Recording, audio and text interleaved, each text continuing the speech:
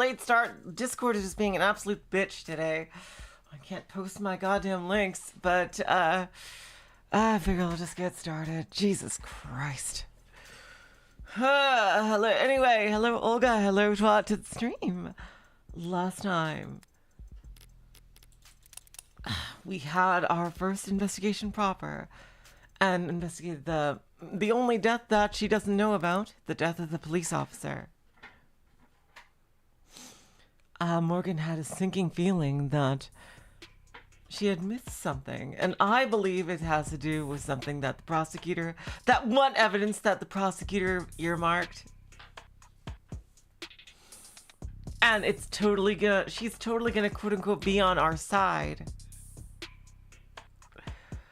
throughout this trial, but if only to try to pin it on the Heartbreak Killer.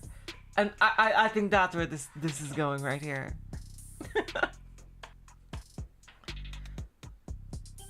Now let's crack open those opening statements and get this case summarized.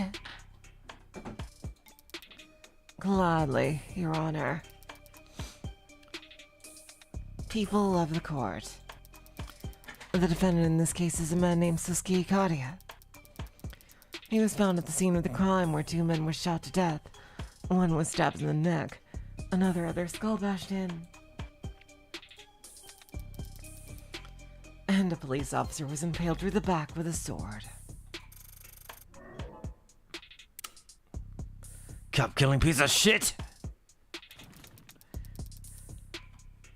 Please pardon any outbursts in the gallery that your mics may inadvertently pick up. Now I understand that the scale of violence on display here today may intimidate you. But I want to stress to all of you now that your responsibility here today is neither taxing nor complex. You'll hear testimony. You'll be shown evidence. And all of it will point toward the truth. That the defendant is the only individual who could have possibly committed these crimes. That is simple fact. And the only one you need concern yourself with.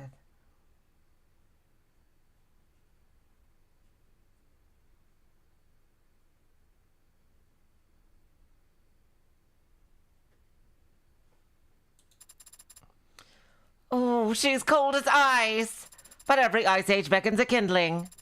For as ashes call to cinders and embers form champions. Defense is ready, Your Honor.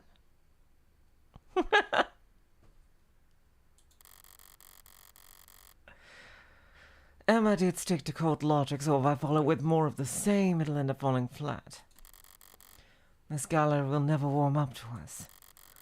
But that can work to our advantage if the jury comes to see these cops as witch hunters, eager to start a pyre. It's not like Masters never taught me anything. I know how to do the razzle-dazzle.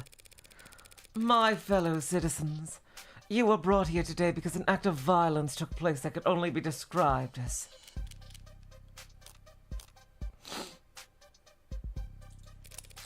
unspeakable. I should know. I was there. That's a hilarious way to put it. I saw the blood on the ground, the bullet holes in the walls, felt the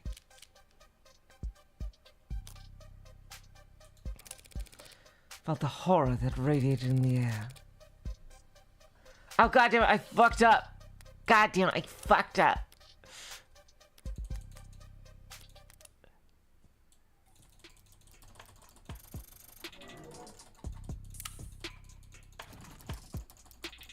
It's probably malevolence.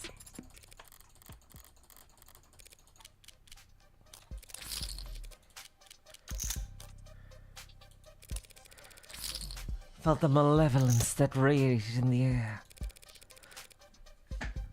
And I also saw where my client was held prisoner. And I knew exactly where he must have stood, because his sweat and blood had stained the tile. My client, a decorated veteran, the man you see standing next to me here, not even fully healed from his...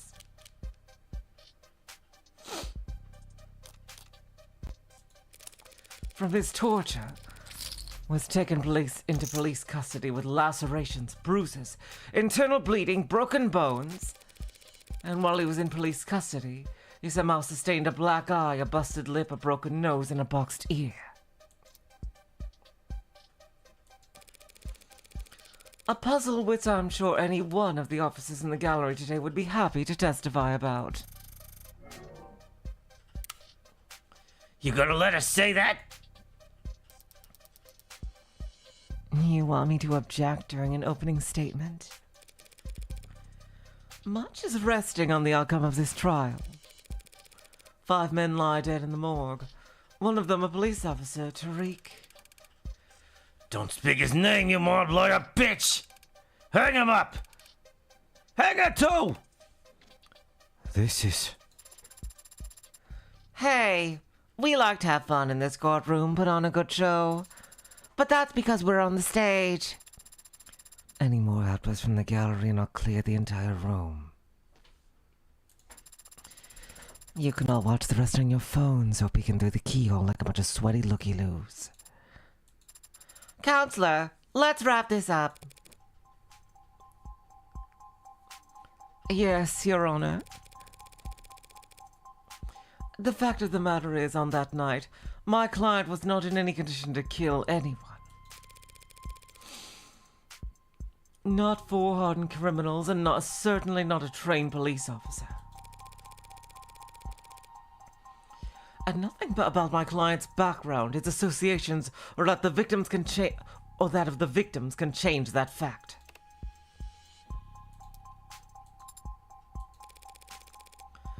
So as you listen to all the evidence in this trial, with fairness and impartiality as far as I know you will strive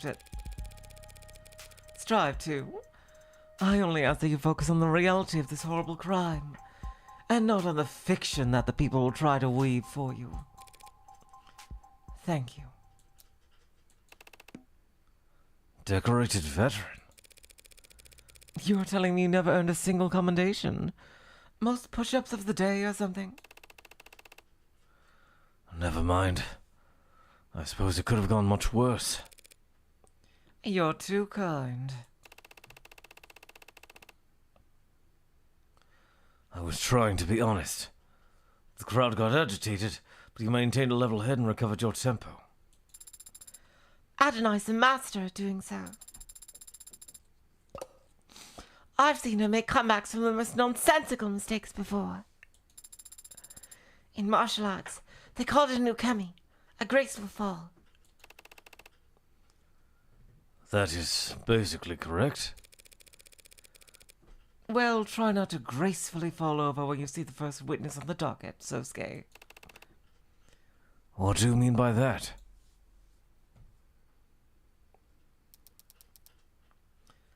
Your name and occupation for the record. I knew it! I fucking knew it! How could that be necessary? If some blathering idiot in that courtroom doesn't already know who I am, they don't deserve... I know, but would you consider it if only for the sake of ceremony? Ceremony is important and should be respected. Very well! I am Mikoto Ikaria of House Ikaria. My occupation is that of a student. Try not to look so smug about it when you blatantly lie. Right, of course. And your position with the Ikaria Financial Group.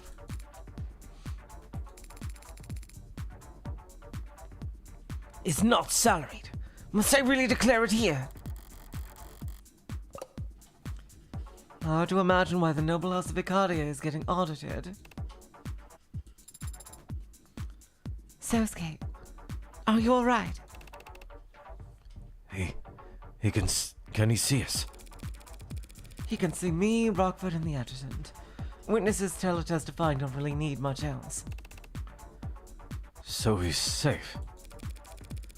Yes, Sosuke, he's safe, like he was yesterday. Probably sitting right where I left him, or standing on a box.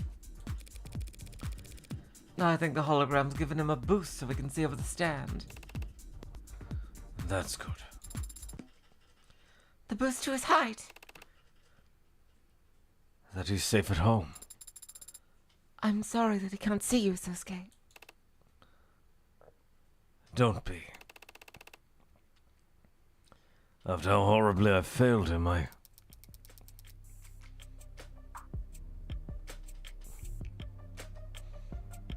like you to speak a bit about the events of August 13th. About the last time you saw the defendant, Sosuke Ikaria. I'm here today, not physically, but here nonetheless, as a courtesy. That does not mean I will flap my gums like some sort of flapping gum puppet. Permission to treat the witness as hostile incoming. Emma Rockford raking a spoiled brat over the coals. This will almost be worth the price of admission alone. I understand. It was a traumatic experience, I'm sure. Anyone of normal upbringing would barely be able to recall a single detail. Let alone the day's full events. Normal upbringing?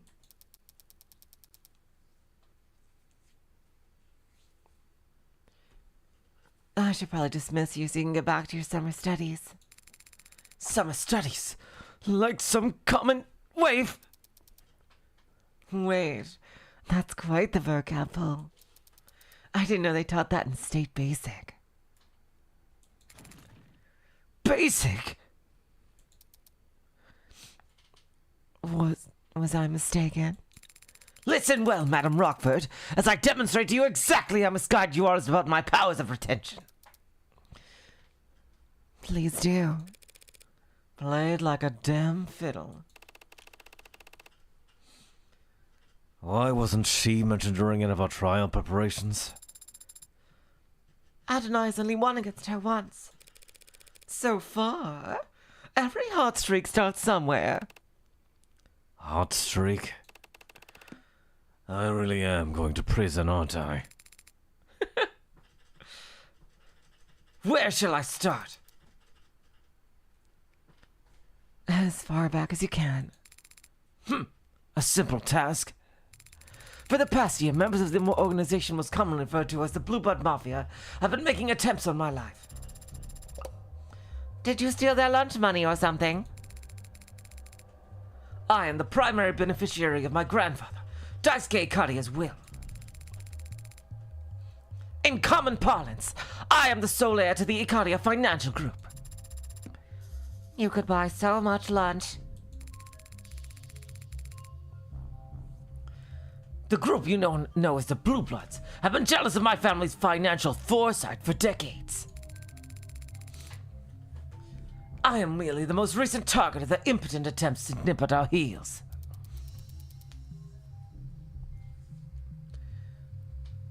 And 2 days ago on August 13th, how impotent was their attempt then? I was leaving a meeting held on the upper floors of Crane Tower. My security detail escorted me to the elevators, where we would then proceed down to their canopy access floors. And this was all planned out in advance. By my head of security, Sosuke Ikaria. But the elevator became stuck, with unnatural timing. When Sosuke pried the doors open, we saw that we were stuck between 62nd and 61st floors. Pried open. With a tool? Leading the witness, Your Honor? He didn't need a tool to open the doors. His bare hands were more than sufficient. Help Sosuke out here, kid. We submit to evidence the defendant's Akita Type 2 military-grade spinal mod. Designed to enhance strength, endurance, and reflexes for high-intensity combat scenarios. Yes, sir! It is so admitted. It is like so totally admitted. Oh my god. What happened next? The decision was made that we would crawl out on the 61st floor and head for the service elevators. But once Sosuke and I exited, the elevator started up. It was a trap. We've been cut off from the rest of my detail.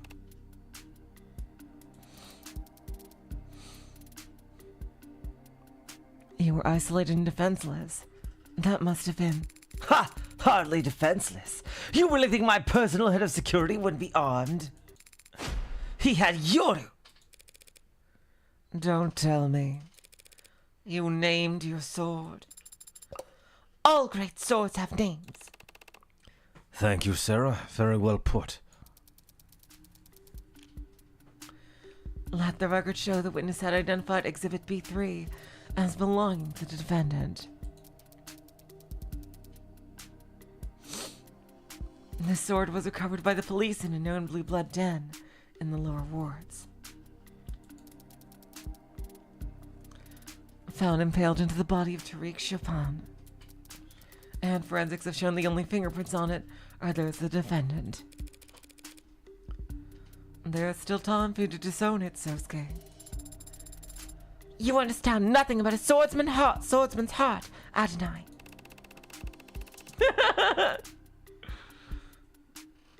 Once again, it is your paralegal that has the right of it. Perhaps she should be leading my defense.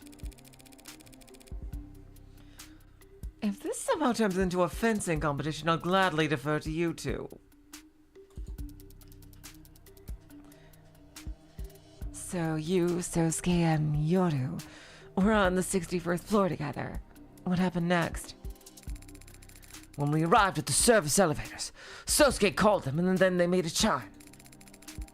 And I didn't clearly see much of what happened next, to tell the truth. Figures emerged from around the corners. They were aiming weapons at me. A red dot shone on my chest. And then Sosuke was there and a needle was sticking out of his arm. Yoru glinted. Sosuke had drawn it in the blink of an eye. Something glanced off it and dropped to the floor. I saw a syringe at my feet. Yoru's sheath was thrust into my arms, pushing me back into the elevator, and I landed on my rear. That's clearly a key piece of testimony. Let's play it back 5 times. Rear, rear, rear, rear, rear. Hey!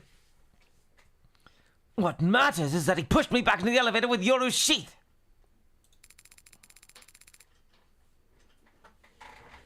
How I landed is irrelevant and should be stricken from all public records.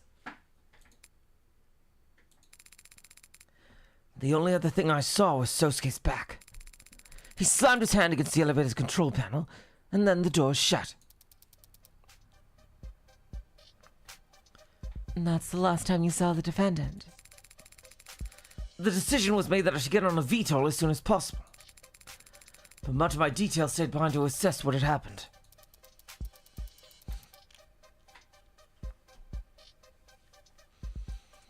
Yes, they were very helpful to building security and recovering Exhibit 5C, this hypodermic needle gun. What kind of bonehead would leave evidence like that behind? A bonehead in a rush, perhaps, Your Honor. It does appear to have exhausted its gas canister, so it may have outlived its usefulness. Oh, it does appear to have exhausted its gas canister, so it may have outlived its usefulness.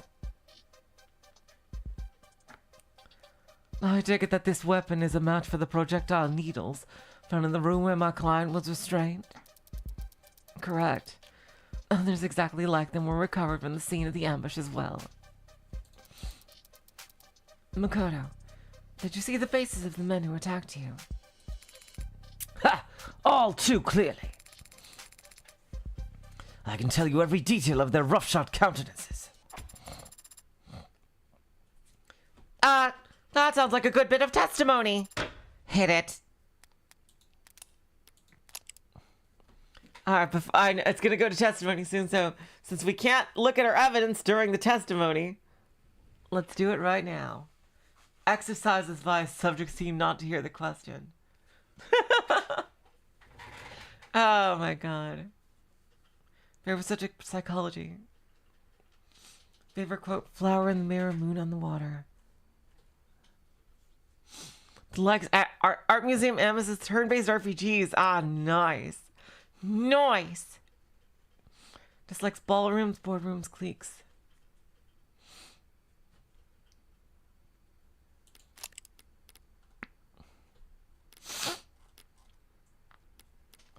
Alright, where's the evidence? Here we go. Broken bat. No fingerprints.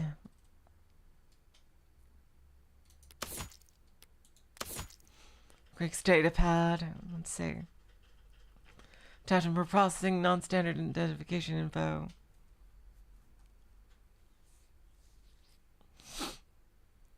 It's okay, so there are some partials, but Officer Chopin handled this data pad.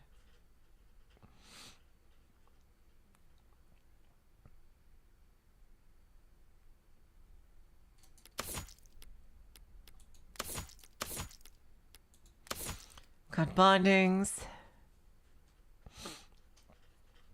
So somebody used the sword to cut his bindings. Mag, US short barrel maglev firearm from scene of the crime. Register Anchor 10, aka tanks. Found on Soskikadia's person when he was arrested. Soskikadia gripped in his left hand. Knows that no one else's fingerprints are present. Modified to an illegal extent, slugs fired detonate after penetrating their target, increasing lethality. And the gun leaves no digital traces from where it was fired. Oh, that's where she left it with Sosuke.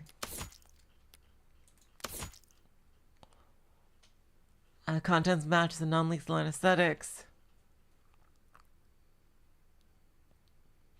Though other needles were found containing stimulants and drugs commonly marketed as truth serums.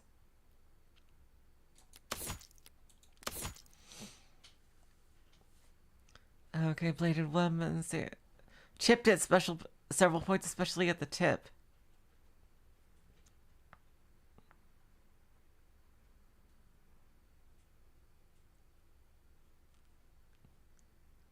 Oh, because she dragged the tip across the floor.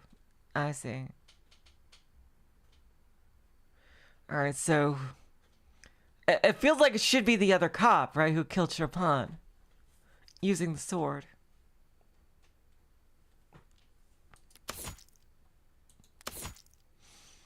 The Reading documents. Let's see. Oh, here we go. Required for expansion of eminent domain with proper support of construction. Ooh.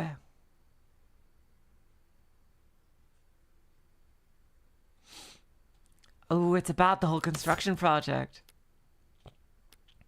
The Reading documents.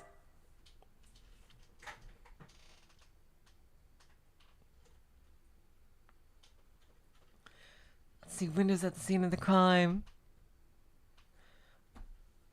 Yeah, the tip could be also because it's thrusting. That's true. Blood splatter across the windows as the forensic have been traced back to when a mega shell split inside Creek's ribcage. I see.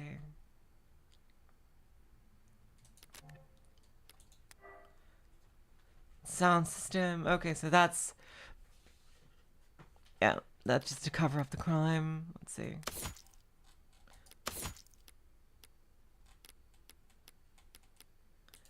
Needle gun, let's see. Creek used that. Creek's note. A note scrolled people reading Emikadia. I misspelled. Match for the document. Okay, let's go.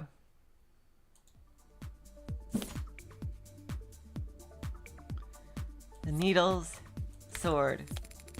Okay, so just two things. Pineapple head-like man and raincoat-clad hooligan came at us first. They aimed at me, but Sosuke got between us and blocked every shot. With Yoda, we could have closed the distance, but then a dark-eyed scoundrel approached from the right. And a man with a ridiculous pompadour took advantage of that distraction.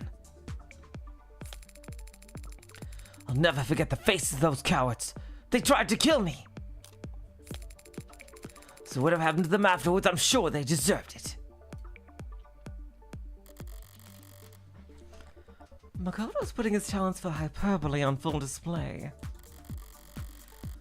I'll have to fact-check his description in order to get the ball rolling.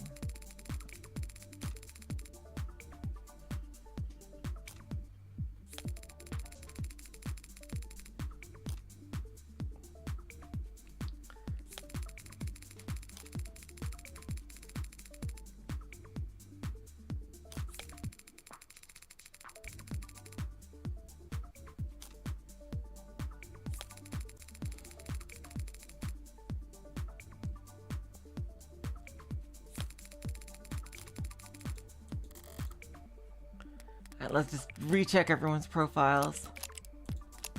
Yeah, I thought Creek had the pompadour.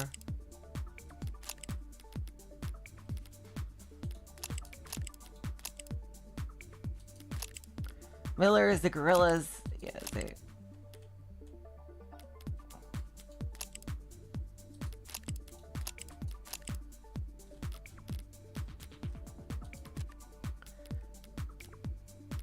And the evidence that we have.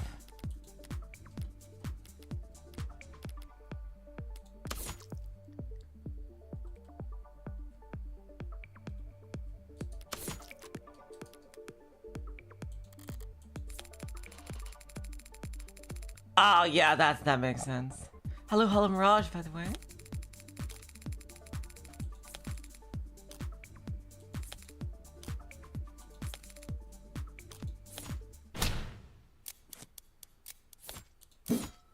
Yeah.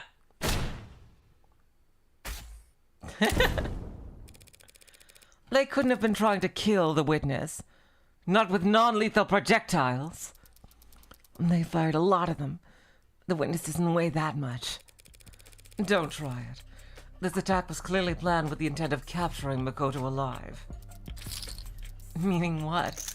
That 4 of the case's victims were actually soft-hearted pacifists? There's nothing soft-hearted about what they did to my client after capturing him. Using tools they clearly originally planned to use on the witness. So they're sadists?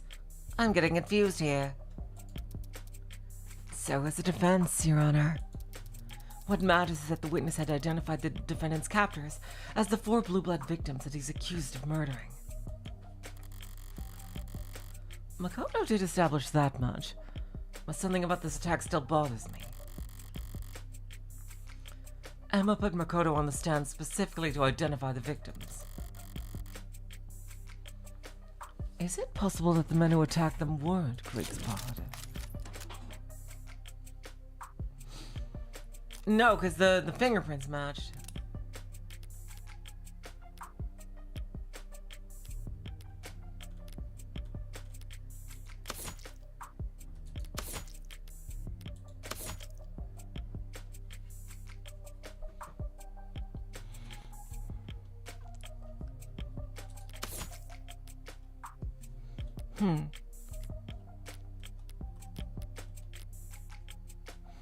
Where's the, goddamn it, where is that thing? Where's the gun? Where's the needle gun? There it is. Yeah, no, it's not possible.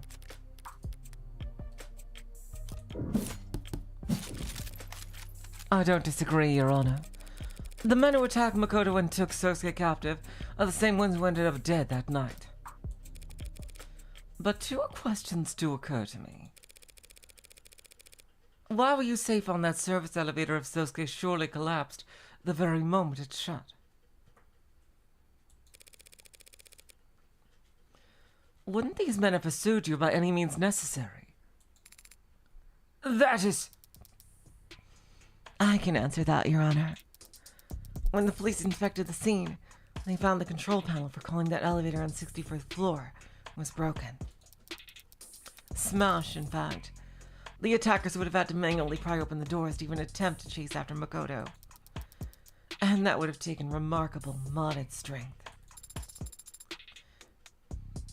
Did you match the button that forcefully, Sosuke?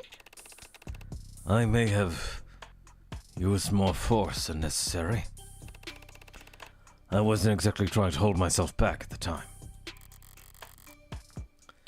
He hit the controls hard enough to break them. So the Blue Bloods couldn't pursue you further, and instead elected to take Sosuke captive. A Sosuke in the hand is better than a Makoto in the bush. The heads of Makoto's security would surely have made for an invaluable source of information for planning future attacks. Were he made to talk? Are you denying that? No, but I would like to ask the witness one other question. Why did you get off the elevator in the first place?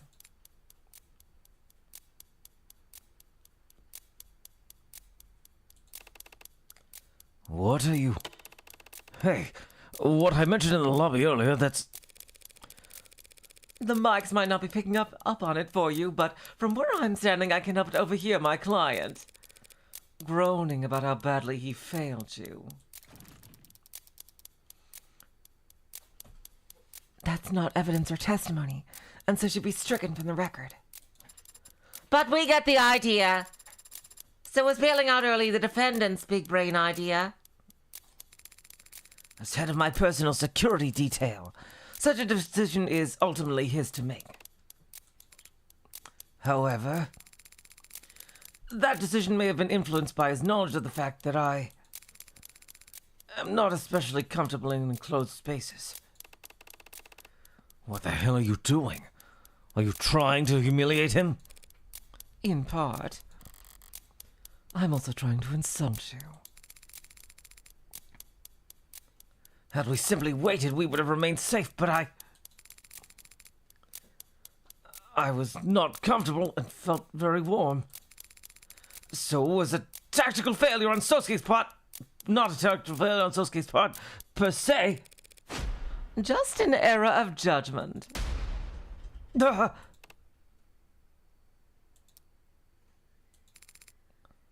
Counselor Morgan. What's up? You can disconnect the call if... Ask me another question. Ask me about how bravely Sosuke defended me. Huh. So that's your angle. We can't all be as naturally gifted at extracting valuable testimony out of spoiled brats as Emma. But I can follow her example. Insult their pride and these Ikaria snap back, as reliable as any knee-jerk reaction. And in Makoto's case, with infinitely less resistance than if I'd simply asked him to testify. It's usually the lawyers who do the asking and the witnesses who do the answering. This is not very realistic.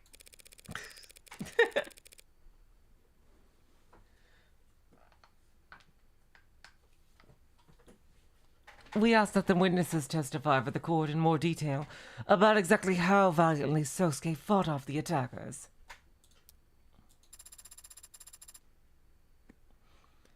And I guess the people don't object.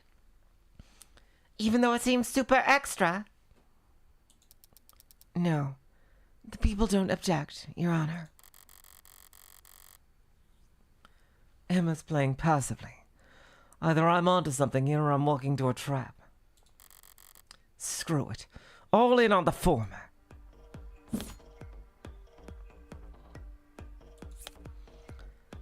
Needle gun, Sosuke medical records, and the needles.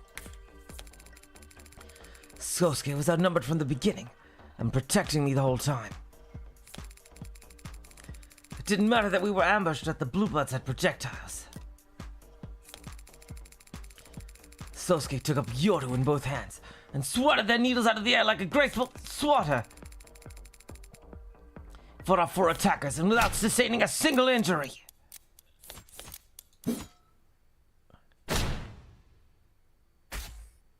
There we go. Unscathed is the last thing anyone called my client after the events of that day. One look at his medical data from when he was arrested will tell you that much. What are you getting at, Counselor? that he wasn't in any shape to kill 4 people, 5 people. The defense injuries were sustained at the Blue Blood's den, not at Crane Tower. The police didn't find even 1 drop of blood anywhere near that service elevator. Well, that is a miracle, a bloodless ambush. But the fact that no blood was found makes it all the more painfully obvious what actually happened to that elevator panel. The elevator panel? My client broke half the bones in his left hand, smashing it up. Did you really? I might have. There was a lot of adrenaline at the time. Did you not form a proper fist? Was your wrist not in alignment with your forearm? As I said, Sarah, there was a lot of adrenaline. Do you deny that his medical record clearly shows his left hand was broken? Your Honor, what does it matter that the defendant broke his left hand closing the elevator? It says nothing about the witness's testimony. Oh no, I'm raising you there. Of course it does. How so? Oh, god damn it. Fuck. Try to think before you speak, counselor.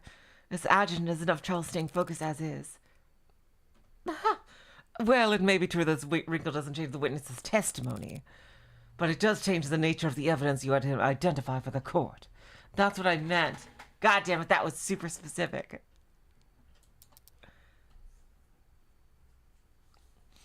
The katana. Yoru. Yoru. Its name is Yoru. We get it. Did you have a point to make, counselor? There is something odd about the katana that's been entered into evidence. Something that makes no sense given what we've learned about the outcome of this ambush. Namely, the sword's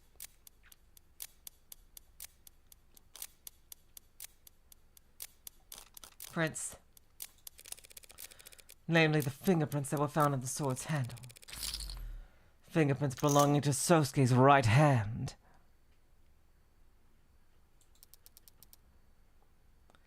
You're contradicting yourself, counselor. We've already discussed how it was your client's left hand that he broke closing off the elevator. There's nothing contradictory about him using his right arm to wield the blade. It can be like this because Sosuke has 2 hands.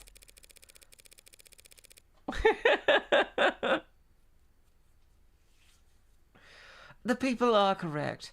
The sword found at the scene of the crime is my client's right-hand fingerprints on its handle. Despite the fact that this witness just testified that Sosuke was swinging it with both hands. Like a graceful swatter, specifically. Oh yeah, he did say that. So did the little tyke misremember? It was a chaotic situation where he feared for his life. The court should hardly expect him to have kept track of such an inconsequential detail. Have you already forgotten my magnanimous powers of recollection? Her tactics from earlier backfired. I'll have you know that I can recite all my subordinates' birthdays down to the hour. Write them all down so I can calculate their moon signs later. It doesn't matter whether the witness is mistaken about Sosuke's grip, Your Honor. Because we have a much bigger issue to address. Why this sword has only my client's fingerprints on it. Makoto testifies that Sosuke wielded this katana in his defense. An act of bravery that ended with my client face down on the floor of Crane Tower. He later woke up held captive in the lower wards. I'll state the obvious here and say that while he was unconscious, he was moved. And so the sword we have in the records must have also been handled by... Creek. Our poor victim Creek, of course.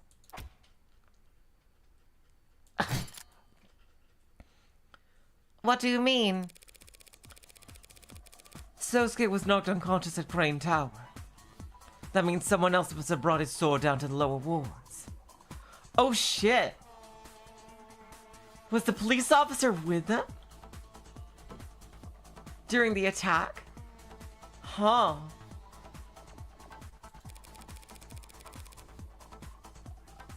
I wonder. And the only people who had the opportunity to do so would have been his captors. You mean his victims? Withdrawn. The defense is forgetting a fairly simple fact, Your Honor. There's more than one way to hold a sword. Oh,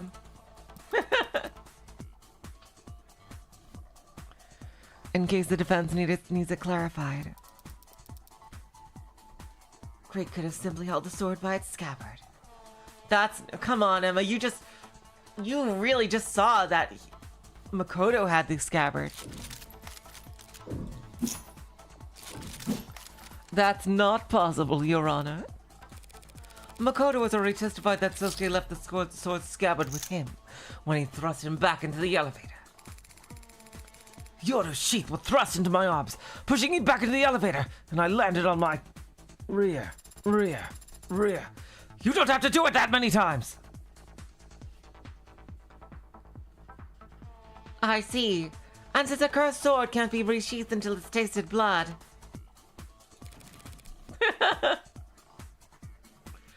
Yes, Your Honor, very well said.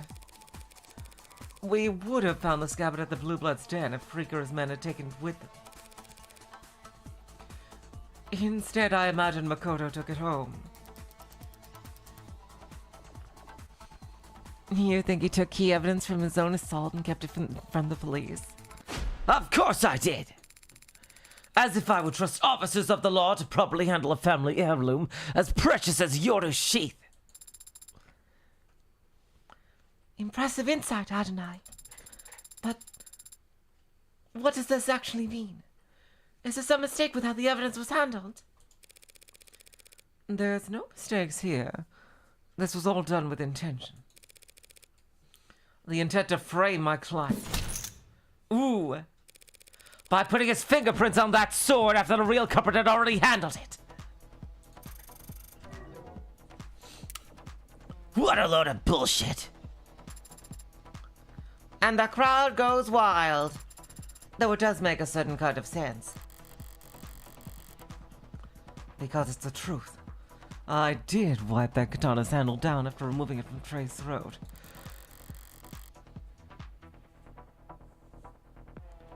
Sosuke just happened to be foolish enough to pick it up himself afterwards.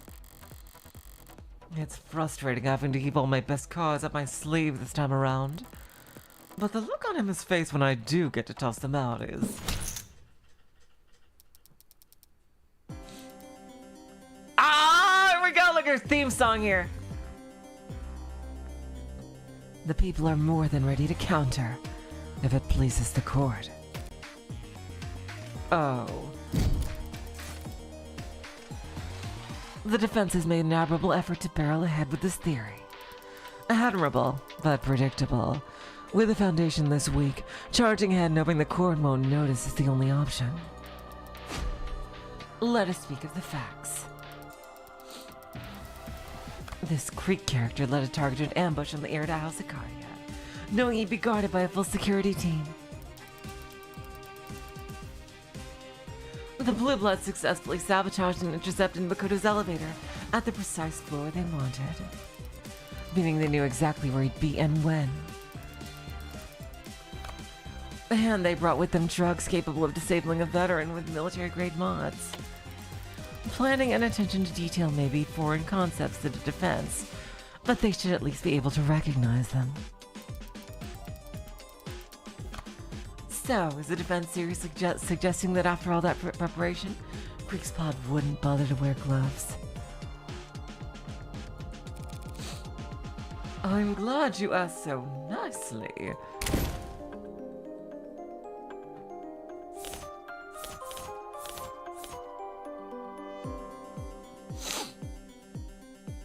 Second shot, second to last dead. Ah, here we go. I'm gonna race the ant. Oh, this is it. Here we go.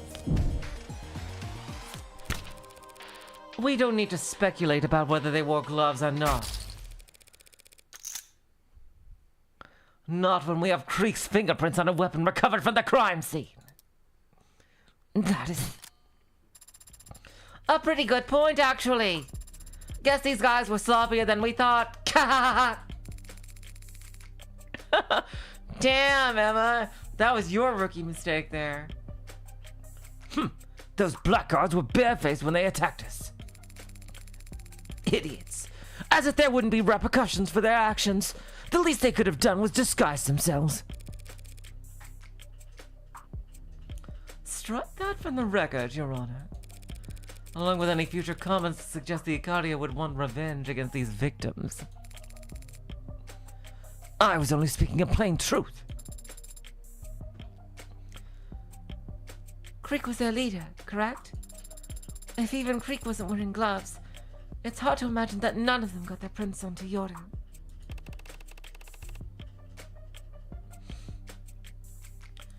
Unless the sword was indeed wiped down at some point afterwards. Like right around the time the true culprit was looking for Sosuke to take the fall. It's a spicy theory. It's just that, Your Honor. A theory. A far-fetched, unstable theory that stacks presuppositions upon each other. Like a flapjack chef substituting quantity for quality. I'll rephrase.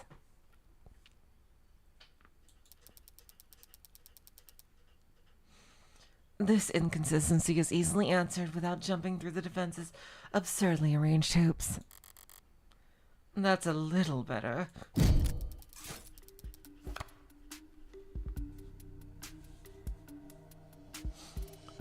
We already know that the Blue Bloods had successfully taken down the Icaria's head of security. And we already know that they went out of their way to take the defendant captive, despite him not being their original target.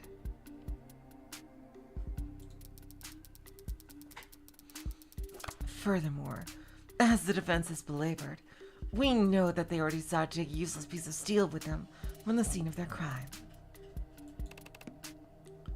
Useless? If we ask why, the answer is obvious. Because orcas are superstitious and immature. They wanted a trophy.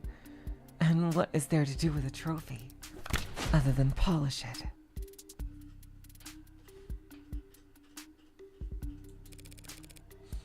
The cloth from Creek's desk. I knew she flagged it in the arc for some reason, but she thought this many steps ahead. The defense is correct.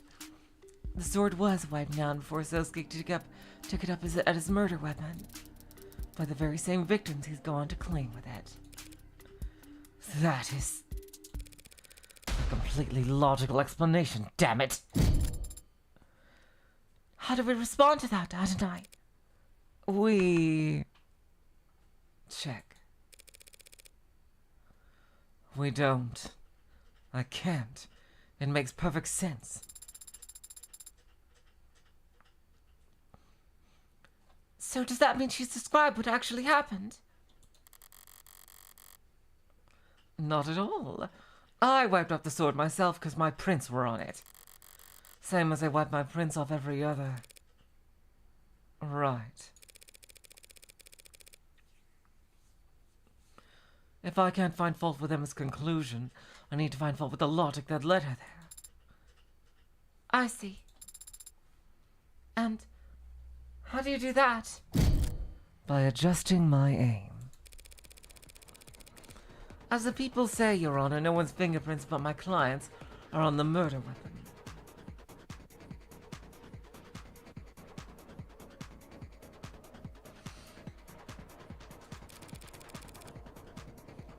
That only makes sense if he's guilty or being framed. And there's no evidence to suggest that he's been framed, because his captors had valid reasons for wiping off the sword. That's true. They did have good reason to wipe off the sword. But that's not the murder weapon I'm referring to.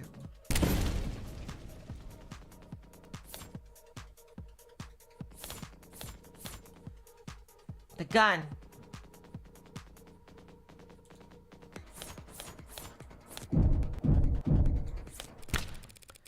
This gun is the murder weapon I'm referring to. What? The police are confident that this Mag US is the gun that was used to kill Tangson Creek. And your client was arrested with it on his person, and it has your client's prints on it. But it was owned by Tanks. The record shows that Sosuke's are the only fingerprints on that doohickey. So that means this Tanks guy never laid a finger on his own gun. It's entirely possible that Tanks simply liked to polish his gun too. Phrasing.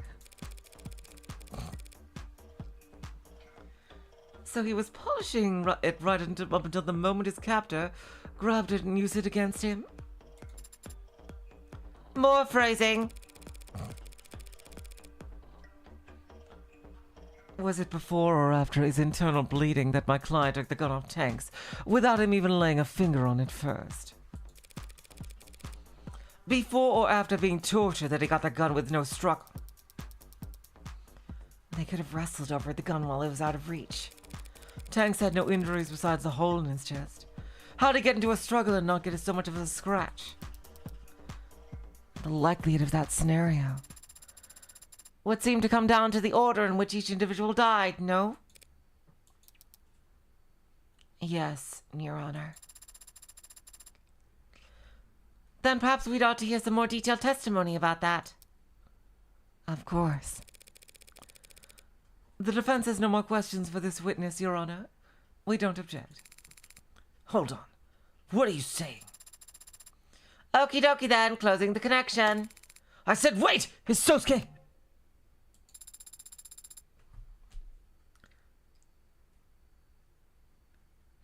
Makoto seemed to be in good spirits, wouldn't you say? Yes, he was his usual irreproachable self. So how can you find that something about that to be depressed over?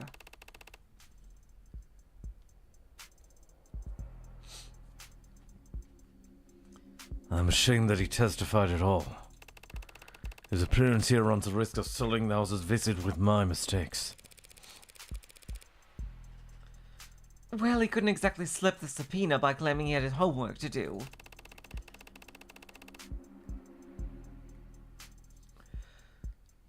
You of all people should understand that the house doesn't have to appear in court if it truly doesn't want to. A fine levied on your accounts is always preferable to a smart staining your reputation. But he did testify. Yes, and he no doubt went directly against one or more family elders to do so. He should not be incurring debts for my sake. So he put himself at a disadvantage for you? Do you think Makoto would want you to apologize? Or do you think he'd want you to thank him? He's young. He doesn't know what he wants yet.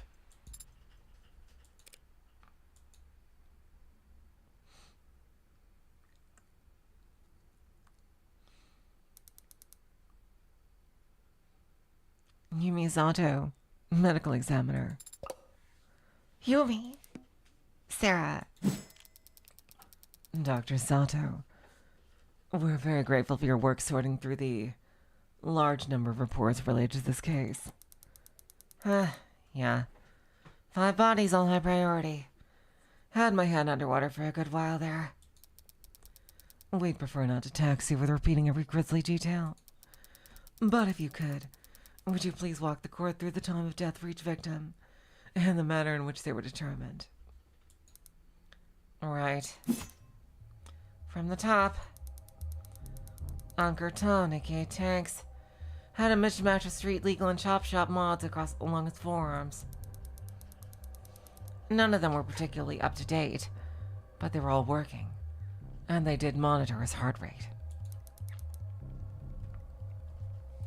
Tanks' heart stopped at around 9:44 p.m. The cause of death was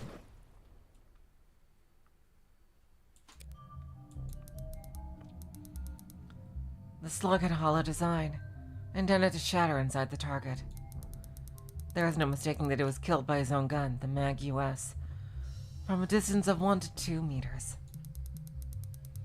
Next up is Sungmin Trey Trench. He also had relatively low-end mods installed, and they showed his heart stopping at 9:45 p.m. He died from exsanguination. Blood loss resulting from a laceration across his neck by a sharp metal blade. That wasn't the only injury his body sustained, though, was it? No, it was not. Posthumously, his skull saw no evil. Heavens Miller Smiles received a puncture wound straight through the jugular vein. Then the blade was withdrawn, exacerbating blood loss, and he was likely unconscious within seconds of falling to the ground.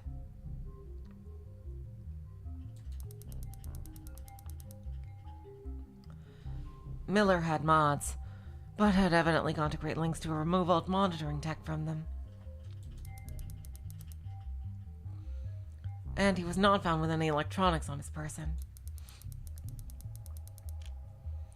Using purely medical means, I narrowed his time of death down to a window of 10 minutes, between 9:40 and 9:50 p.m. Even though I killed him in third and he was the second to die. And that brings us to Creek. Yes, like Tanks, Lakers, Creek, Kristoff was shot once with a hollow slug from a distance of 1 to 2 meters. However, the slug penetrated just beneath their solar plexus and failed to completely shatter it when impacted a low-end spinal brace mod. As a result, Creek didn't die immediately. It is my medical opinion that Creek would have slowly bled out over the course of about 5 minutes. Their mod did not have biomonitoring capabilities. So like with Miller, I've done what I can to narrow down the time of death to a 10-minute window between 9:40 and 9:50 p.m. So he was barely modded, and he stayed conscious throughout that whole time anyway. But we do have one other context clue to work with. This datapad was found very close to Creek's body, and technicians confirmed that it requires Creek's fingerprints for most functions.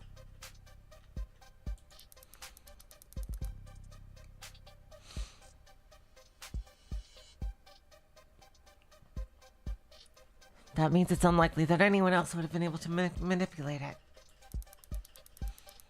And we found that the last action taken on it was an attempted dark card transaction that failed at 9:44 p.m.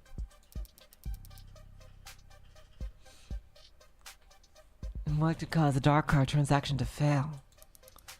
Either they had canceled or the card itself was jostled, interrupting the scan. As if the datapad was suddenly dropped. Speculation. How much qualification does one need to understand that card readers can be finicky, Your Honor? True enough. Chip, swipe, pin, tap. Just let me buy the damn balloon animal, you clown.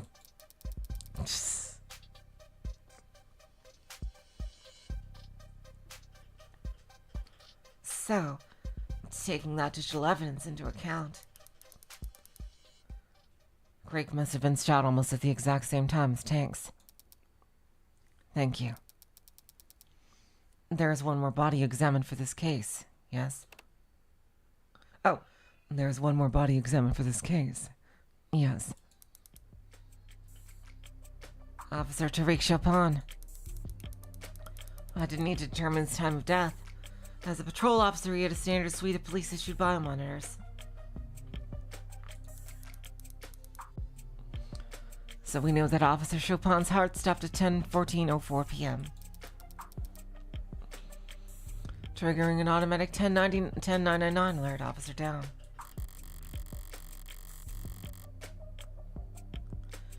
Lighting up that crime scene like a firecracker and ensuring every cop in the city would have come running, royally pissed and safety's off.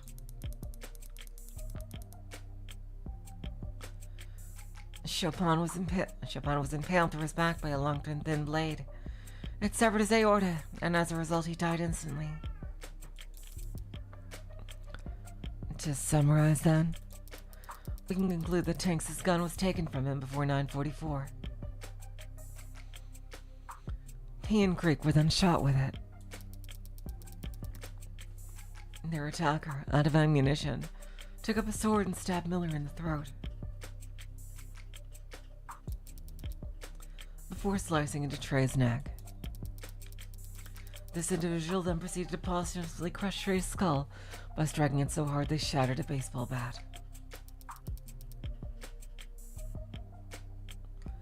As Creek bled to death on the other side of the room. Finally, when Officer Chopin entered the scene, they stabbed him in the back. Before finally being apprehended by Officer Rogers. That's all correct as far as we understand it. So now Rockford's put together a timeline.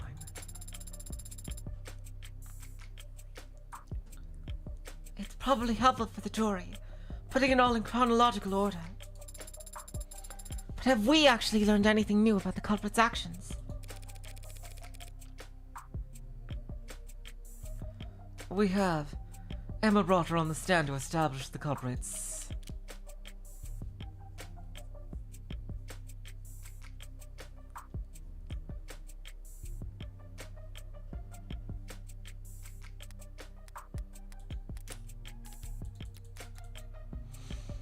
We're out of save slots. I gotta start over from the beginning.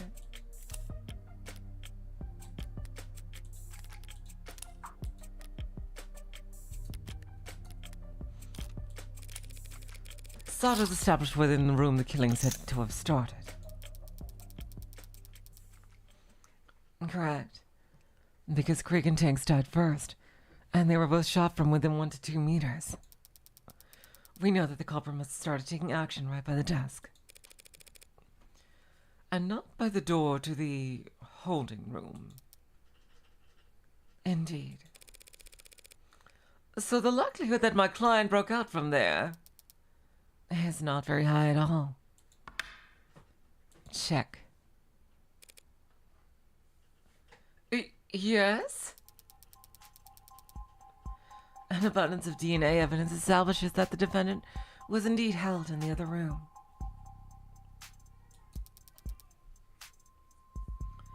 But clearly, he didn't remain there.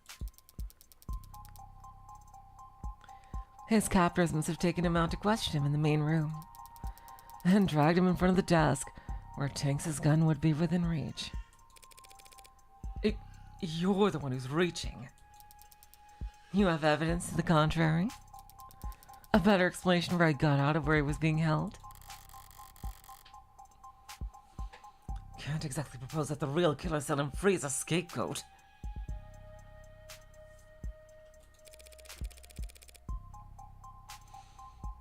The forensics are clear.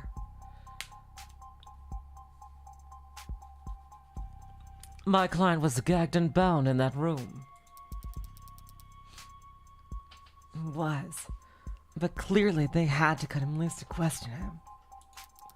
A mistake that ended up costing them their lives. Do you think that's true, Sosuke? I'm not positive, of course. My body is telling me that I was held in that room for the time I woke up until I got myself free.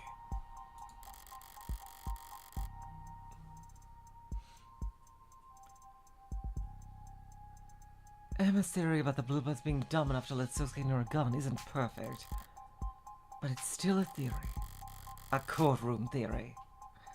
I don't have jack shit to counter with because not even Sosuke knows how I let him out.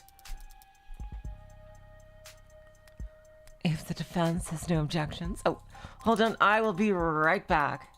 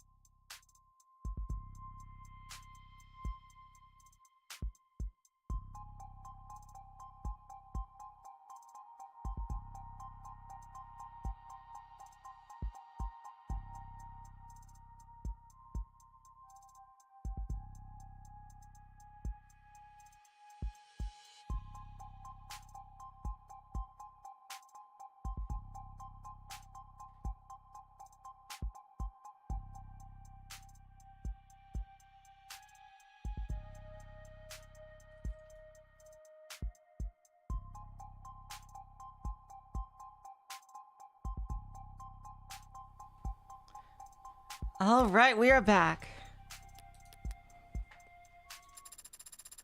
Then they'll just have to take this L and meekly move on to their cross-examination. Adonai, that makes you sound very feeble. You've developed a habit of using only we when I'm winning. Fix it. That made us sound very feeble? Why do I have to get roped in? Emma's already established a timeline and order of events. I could pick at the details, but she's close enough to the truth already. I know the truth firsthand about every death except Chopin. In his case, Emma and I are on even footing. So what's my advantage? What do I know that everyone else is mistaken about?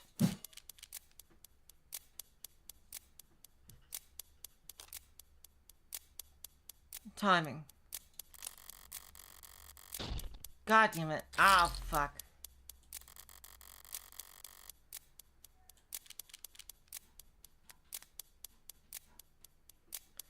The exact murder weapons? I thought she figured that out already, though.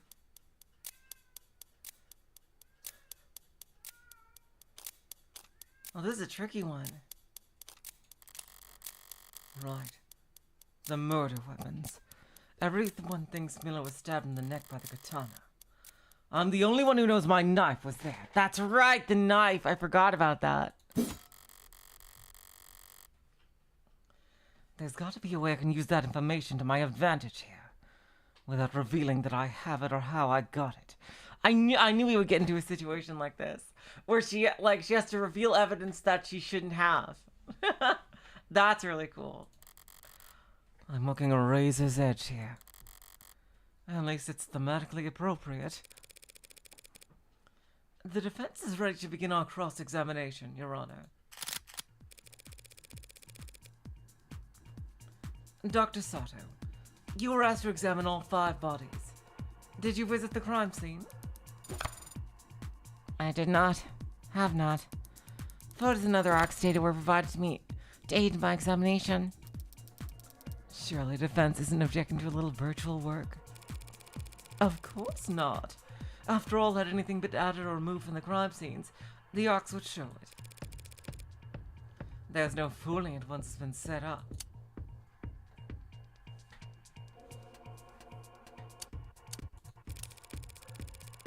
Victims Trey and Miller were both attacked with a blade. Exactly how fast did they die? Trey had his throat slashed and blood found on his hands suggested that he had time to reach up to his neck in response. But he would have quickly stumbled back and collapsed on the floor, dead. Miller would have lost so much blood at the moment his neck was... wouldn't have lost much blood at the moment his neck was punctured. For that kind of wound, the weapon acts as a stopper. But once the stopper was removed, he would have lost consciousness in mere seconds. And while the blade was still in his neck, if it was there for more than a second, he too would have reflexively reached up, presumably to try and grab the blade.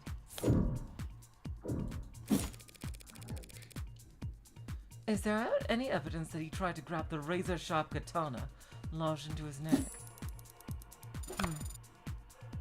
He had his own blood in his right hand, but there were no cuts on it. Because he grabbed the knife's handle, not a sword's edge. So it stands to reason that the blade was withdrawn very quickly.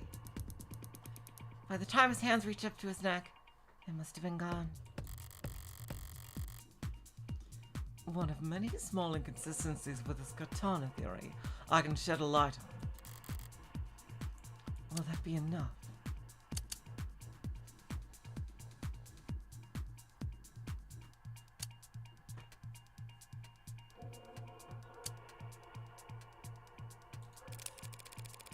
Stabbing Miller's neck so precisely and so fast. That would be quite the feat of swordsmanship. Stating a conclusion, Your Honor. Comments withdrawn, quick as a blade. Have you ever seen a stab wound like the one that killed Miller, inflicted by a long blade? And wielded in one hand by a man experiencing heavy blood loss? No, I can't say that I have. Now, whether that maneuver is impressive or improbable, well, I'm a doctor, not a fencer. And Sosuke doesn't own a rapier. Did you find the stab wound on Miller's neck fit the sword the police recovered? Approximately. That doesn't sound conclusive. The entry wound is slightly smaller than I would expect for such a precise stab.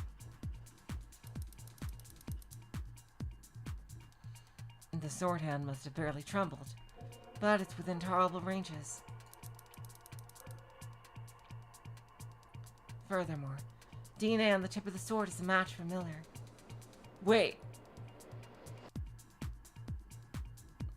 For Miller? Not Chopin? Damn it. Just because I happened to drag it across where his blood had dripped. And of course, there isn't any other implement at the scene that fits the wound better. No, of course there isn't.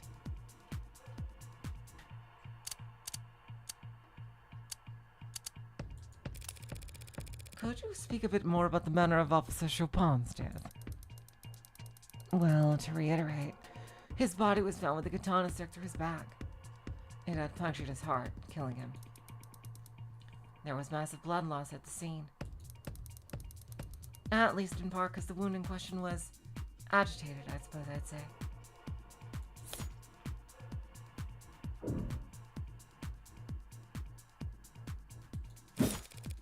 What do you mean by agitated?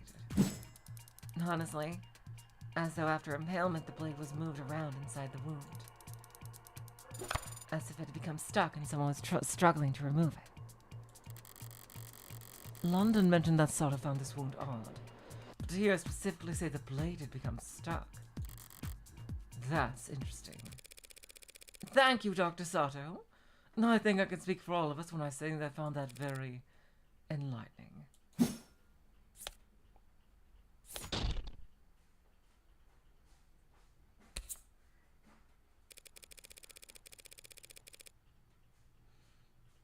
Dr. Sato, you just testified that Officer Chopin was impaled from behind.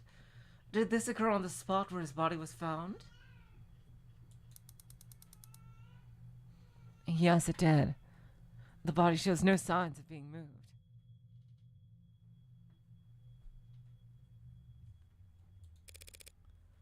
I'm curious, then.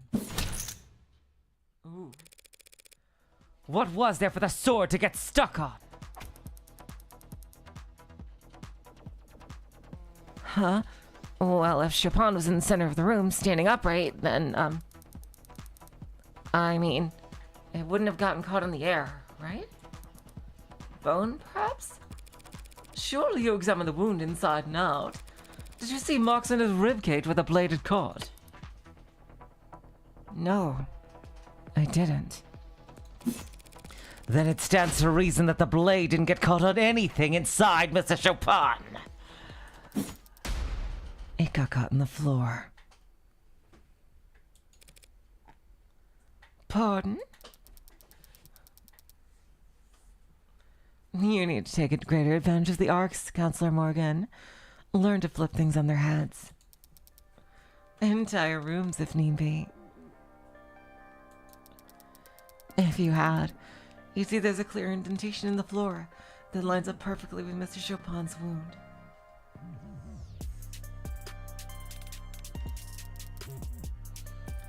How did you think the tip of the sword got chipped?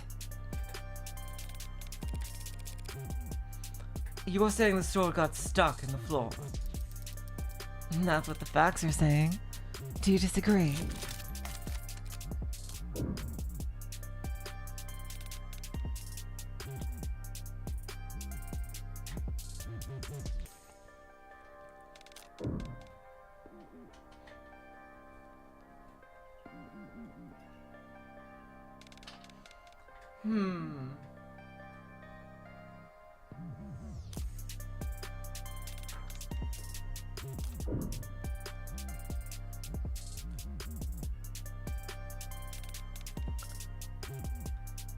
Whether it could have or not is irrelevant. Like, would he have done that to his precious sword? I don't necessarily disagree, no. If Chopin was impaled and fell face first, it makes perfect sense for the sword to get caught in the floor as he collapsed on top of it.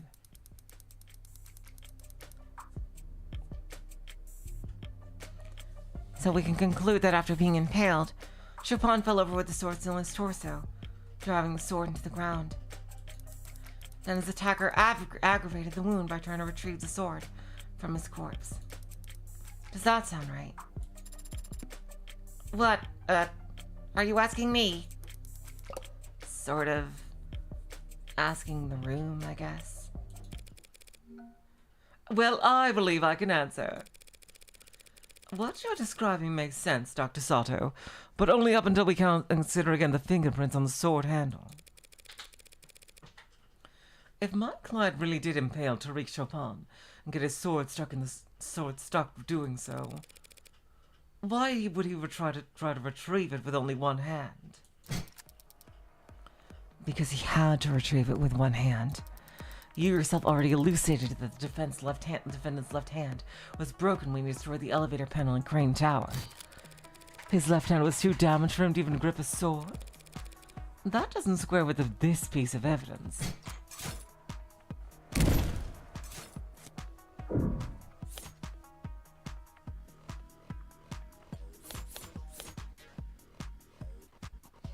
Ah, left hand, you're right.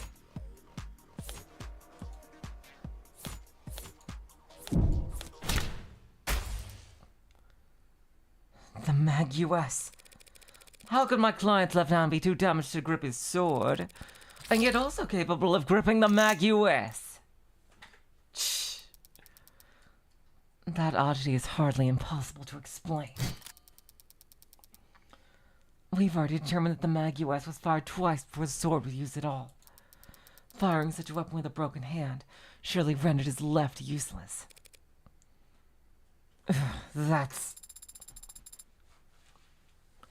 It is difficult to wield a sword with a damaged hand, isn't it, Sosuke? Historically, even the loss of a pinky on your non-dominant hand was considered enough to render you relatively defenseless. Is that why Yakuza would offer to cut off fingers as recompense for offenses? That's right, Sarah. In fact... Cut that chatter and say the history lesson. This whole case is stranger than heaven, I swear. Boo, Adonai. Yes. He had to pull the sword loose with one hand because his left was useless. Looking at all the forensics pulled from the katana, that's... Your Honor, the people claim that my client had to use one hand to retrieve the sword because his other hand was disabled.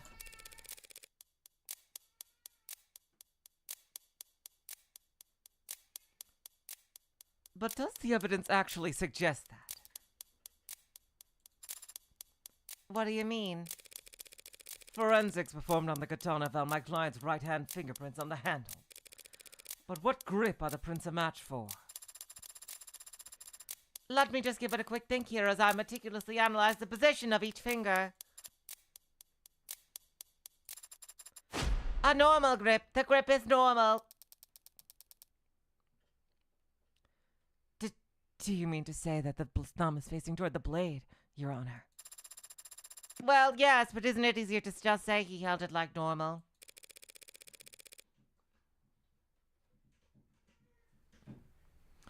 If my client only had the sword with his right hand normally, Your Honor, that would mean he held the handle like that even as he tried to tussle the blade free from the floor it was impaled in. Which is far from impossible. But if, Your Honor, the court has questions about exactly how the defendant was positioned when he was found standing above Officer Chopin's corpse, I believe the people's next witness will be able to answer all of them.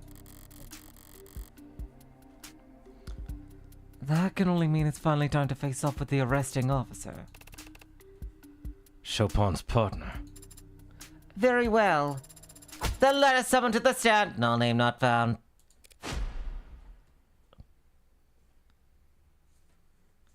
What? What? Is that a family or given name? What? Yeah, I got the big old error right here, and it's a classic. Witness not found. Literally. Oh shit. He's missing. He ain't here. What?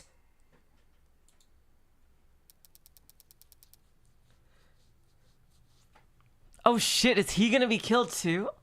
Uh-oh.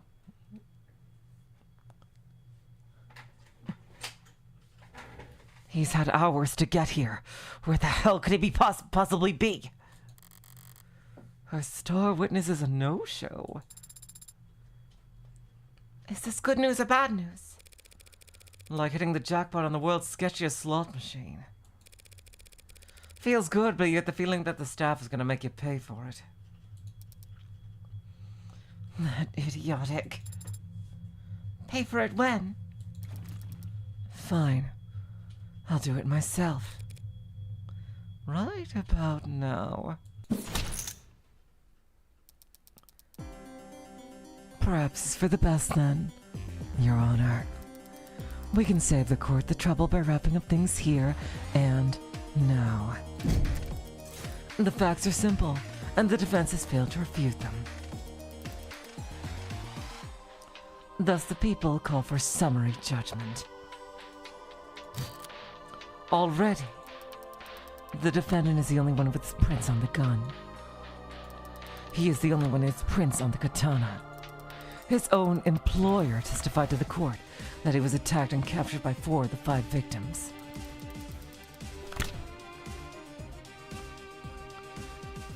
He was found and arrested standing over the body of a dead cop.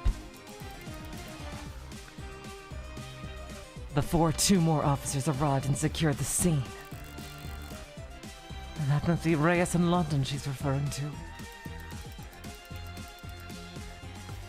As the only living person left at the scene of the crime, there was no one else who could have committed these murders.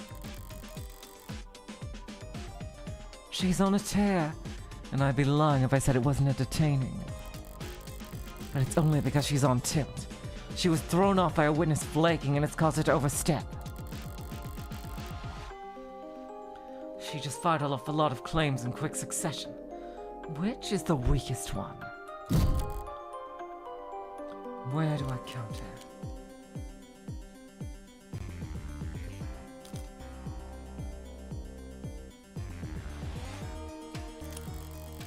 She just claimed that Sosuke is the only one who could have committed these murders. She can't possibly prove that. She can't prove that there wasn't anyone else there that night because I actually was.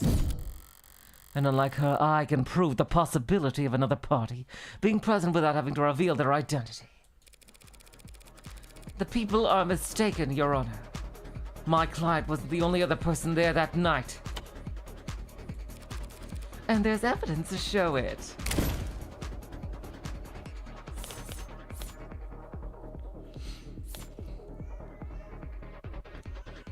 Dark card. What is that? The dark card found lodged into Creek's datapad. Ah, I should have raised the stakes. That's right. The perfect payment option when neither you nor the businesses you frequent like attaching names to faces. We've already discussed that within moments of Creek's death, a transaction was being attempted on his datapad.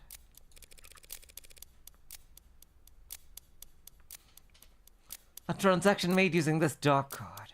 But whatever for? Perhaps some of the handful of illicit substances that were found at the scene of the crime. Oh, crap, yeah, I almost forgot. Those guys were drug dealers. And drug dealers get customers, Your Honor. Customers that can be very temperamental when things go south.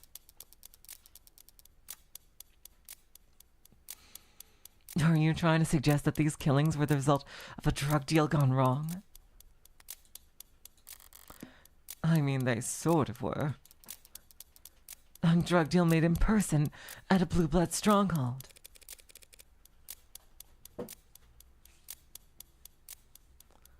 Dark cards require a passkey and a fingerprint.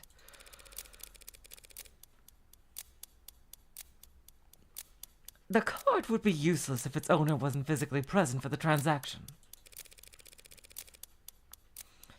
A transaction that might be abruptly cancelled if tensions boiled over.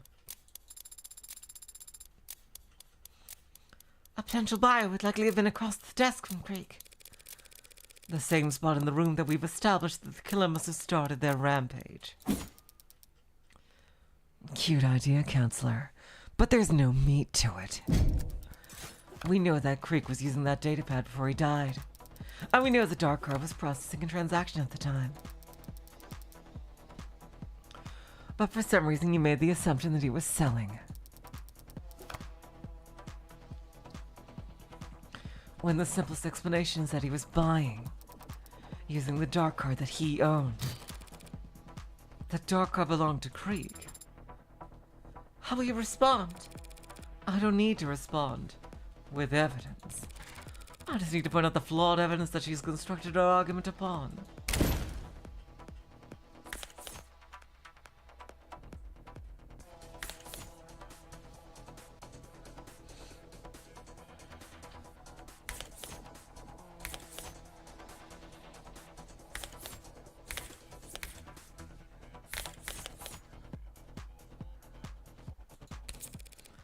Characterization, Your Honor. The people are claiming that the dark card in the evidence record belonged to the victim, Creek. Despite the fact that it has no fingerprints on it either! Reading the card explains the card. Hey, new music! What? If that dark card had belonged to Creek, he would have had to insert it into his datapad with his teeth. Yuck. So who did the dark card belong to? Perhaps a customer who didn't like his prices. A disgruntled customer could have wiped their prints off the card to hide the fact that they were ever there.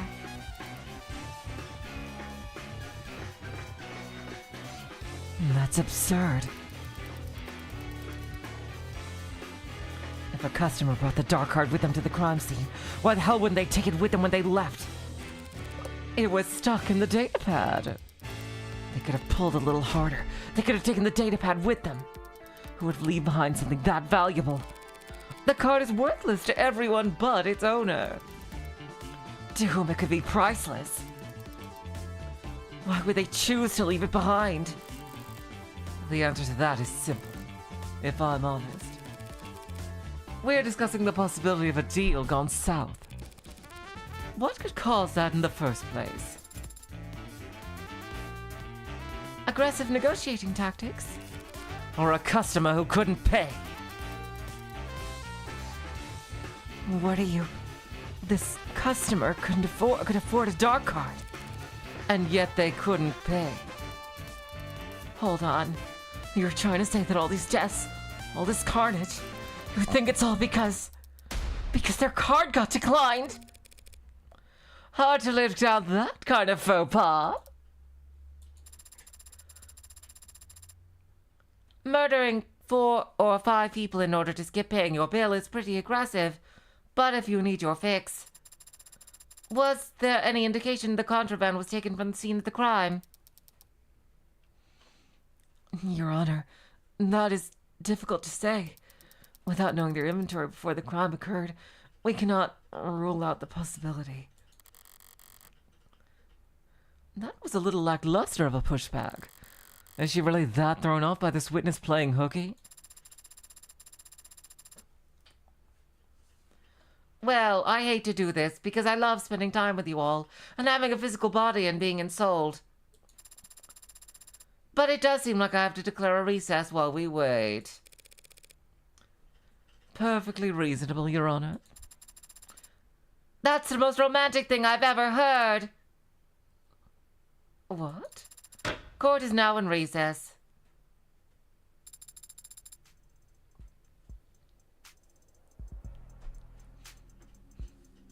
So Oreo Holdings is not part of House Icaria. No, it is. House Icaria is composed of the literal Icaria family, the Icaria Financial Group, and Oreo Holdings.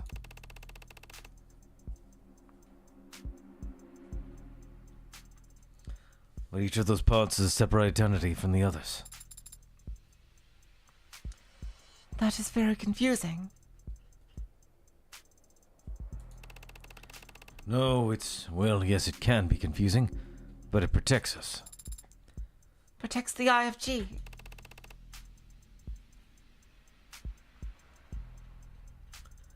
No, protects the house. From itself. If everyone in the Icaria family was a member of the IFG, and the IFG was called the Icaria family, that'd be much simpler. I know it would be simpler, but that's...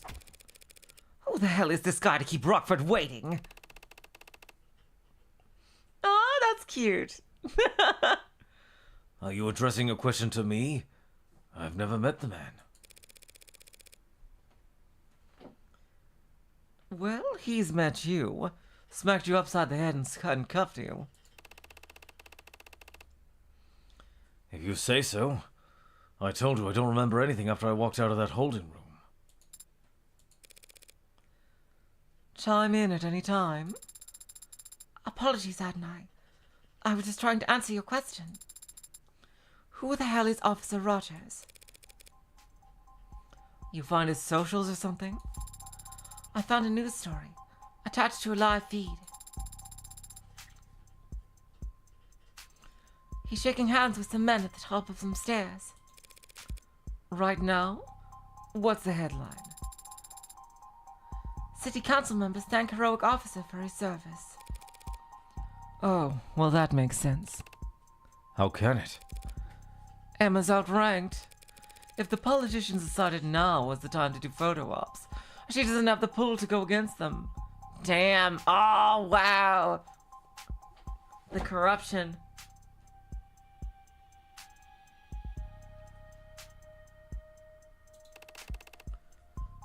Are Officer Chopin's parents there? Yes, both of his fathers were present. Adoptive fathers. Are you trying to make me feel better?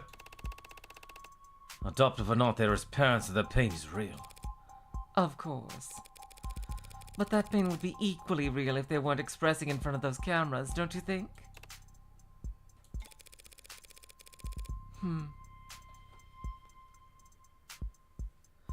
If you're feeling guilty, Sosuke, please get it out of your system before the trial resumes. I don't feel guilty. Even if I did kill that officer, I wouldn't lose any sleep over it. But that doesn't make it right. Taking a life. Parents having to outlive their children. And here I thought you'd be all about filial piety. That's Chinese, Morgan. You're telling me you wouldn't take a bullet for your patriarch, Daisuke? Of course I would. And force him to outlive his son? How could you? Adopted son from a branch family. Do I need to point out how badly you're contradicting yourself? Daisuke Ikaria could have let me waste away while the rest of the Hayakawa branch was killed. Instead, he placed me at the right hand of power, a seat of honor. A subservient seat. All seats are subservient. Not the one at the top. I didn't know the rest of your birth family died, Sasuke. Retaliation for the fall of the leaves. Quite the dignified way to refer to the Ikaria killing all those blue bloods 30 years ago. Anyway, it was my understanding that there was a complete and total victory. The kind that left the Blue Bloods incapable of counterattacking. Very nearly so. Do you disapprove of what happened 30 years ago, Sosuke? Of course not. The barbarity of the house's enemies left it with no other choice but to act. No way out, huh? By the way, I was asked to pass along a message to you. If you're given a way out, take it. Who told you that?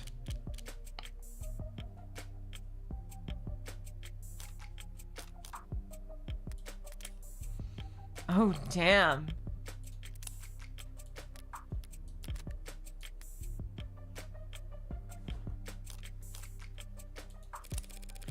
She said her name was Mirai.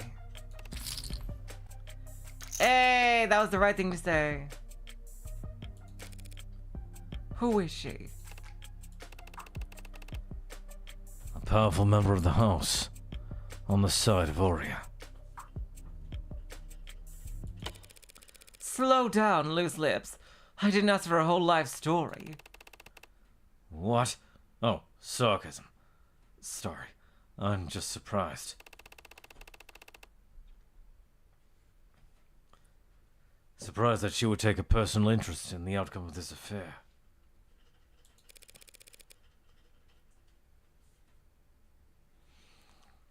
So did that message mean anything to you? I'm not sure. You're a terrifically helpful client, you know that?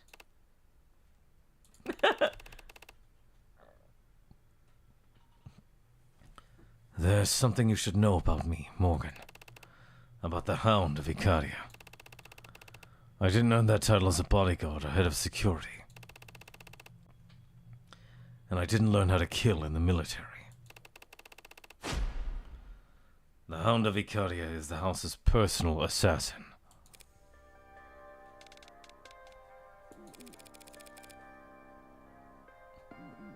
What happened to the House of Icaria being refined? Elevated above their criminal past? The house is elevated. That status has granted it more enemies than ever. Enemies that need to be taken out silently, but undeniably. Undeniably. What I do is send messages.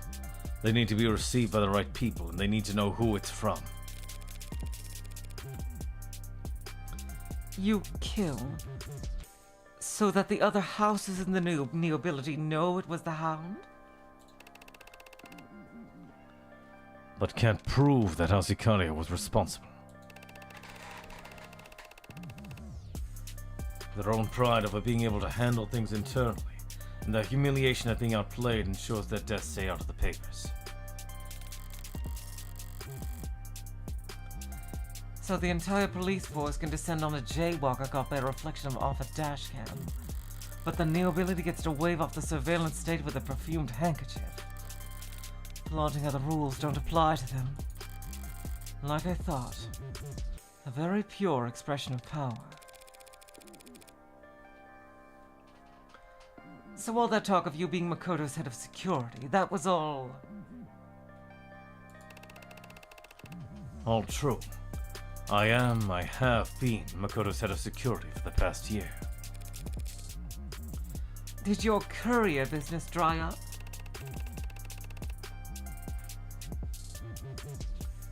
Circumstances around Makoto had changed. I was asked to step in and fill a role. And what you said about guarding the previous heir, waving your katana around as soon as you could walk. Circumstances were different then, too. Why tell me now?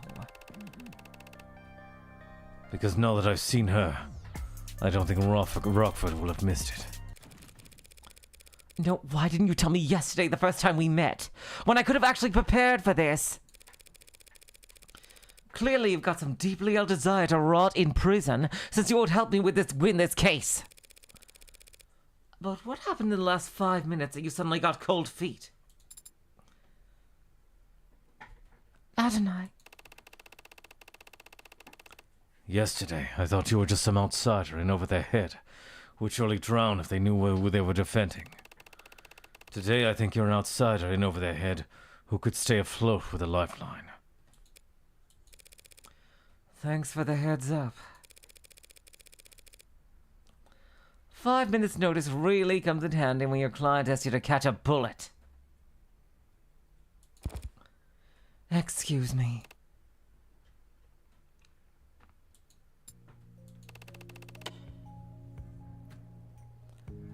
I'm sorry to disappoint you too, Sarah. I can't imagine you're pleased to be defending a self-confessed killer. Hey, Sarah theme.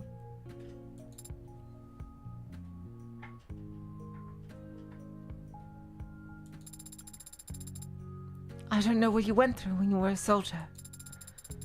And I have no idea what you've gone through as an assassin. Yesterday, Adonai suggested I shouldn't speak about those kind of things, since I have no experience with them. I don't know if she's right about that, but soldiers and assassins do exist in this world. And they are still people. And I think I'd be sad if I couldn't talk to any of them. On a related note, could you catch a bullet, Ikaria? No, Sarah. But you're a cybernetically enhanced martial artist. Bullets are very fast. That is true. I could probably catch an arrow if I knew it was coming. Tell me more.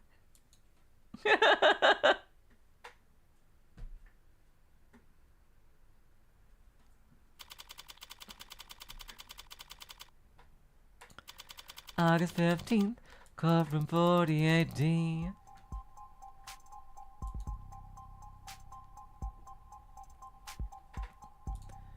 So, you and your partner were the second officers to arrive on the scene. That's correct, ma'am. When the 10999 went out, my partner and I were relatively center city. We were within jogging distance of the site, after an elevator ride, so we proceeded on foot. Roger still hasn't shown.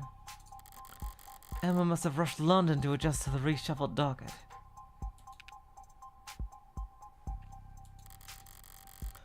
I assume he was rushed. He does seem somewhat distracted. We arrived on the premises around 10:21 p.m.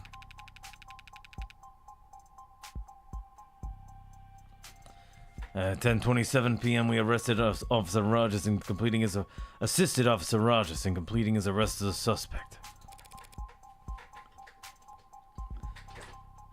What did that involve exactly? Reading rights to an unconscious man? That's a good bit. We helped Rogers finish cuffing the suspect, is what I meant. His hands were shaking. Oh, I bet he was given some of the sedative drugs. Your witness, counselor. Oh, wait.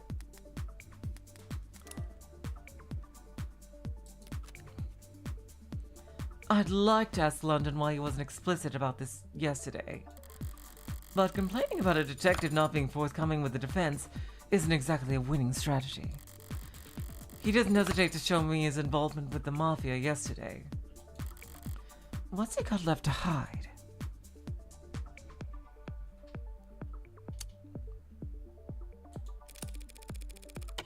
Dumb question, Detective, but did you have your body camera on? Officers aren't required to turn on body cameras when responding to an emergency, counselor. And detectives aren't required to wear body cameras at all. Like I said, dumb question.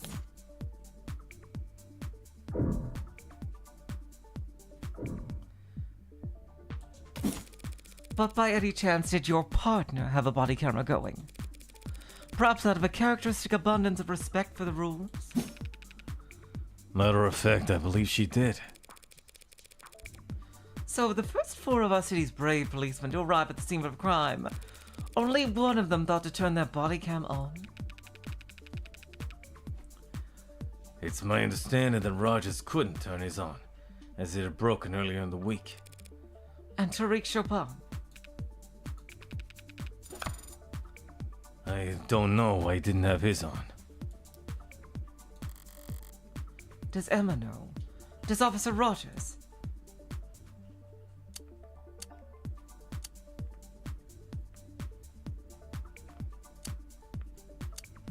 So it looks like we might be able to take a look at that footage later.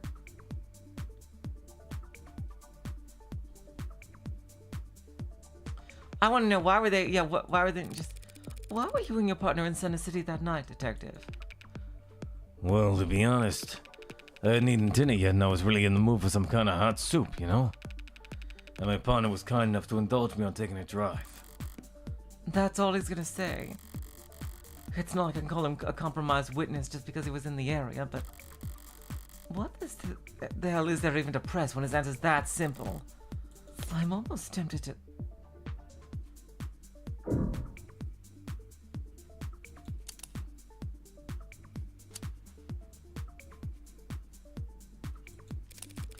And how did you and your partner go about clearing the building?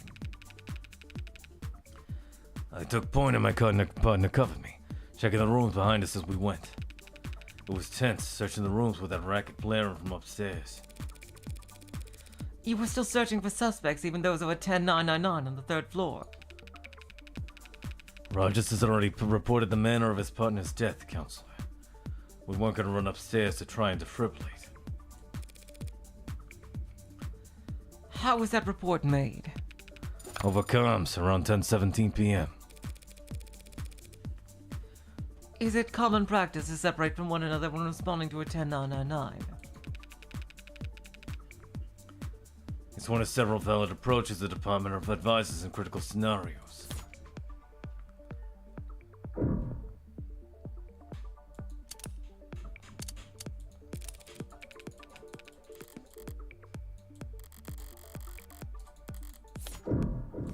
Let's try this one. Was the soup any good, Detective? I never got any in the end. Had this hole-in-the-wall place in mind, but when we got there, turned out they'd gone out of business last month. Ouch. It had been a while since I last stopped by. I guess I always knew they weren't that successful, but I thought... Honestly, I thought it'd lose some of its charm if it got popular. Maybe if I hadn't been so selfish, they'd still be here.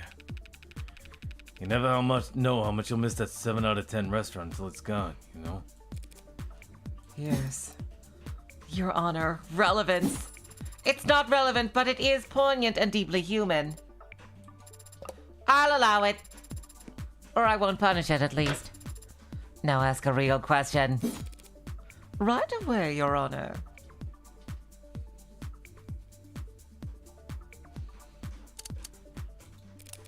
Oh wait, no, we already did this one. God damn it. I need to...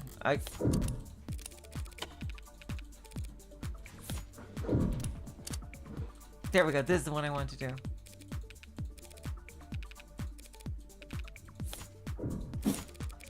Did you ever lose sight of your partner?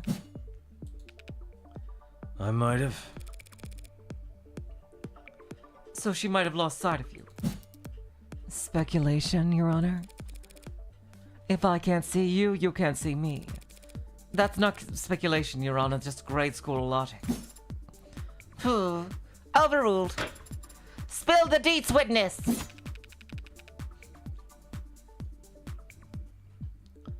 Yes, me and my partner were separated as we cleared the building.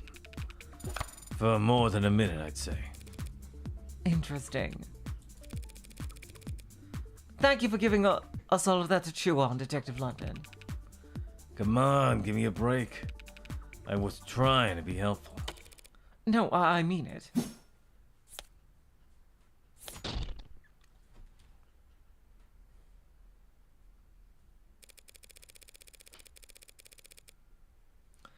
I'm especially interested to hear you describe how my client was unconscious and helpless by the time he first appeared on any body cam. Shall we review that footage together? I wonder if we can pinpoint exactly how many wounds he received in between his arrest and when his mugshot was taken. Redirect, Your Honor. Really? What is she doing now? The prosecution called Detective London as their witness and asked their questions. Adna just had the chance to ask her own questions during the cross-examination. After the cross-examination, the people can redirect if they have additional questions for the witness. So it isn't just one for them and one for us. More like an eye for an eye until justice is blind and bloody. She wants another round. Why? Just stalling? Detective London, are you aware of an ongoing police investigation for a figure known as the Hound of Icaria? Not stalling. Approach, Your Honor. Wait, do I finally get to say the line? Hold on, this is happening too fast. Okay. Oh, so you're a pro and they're already here.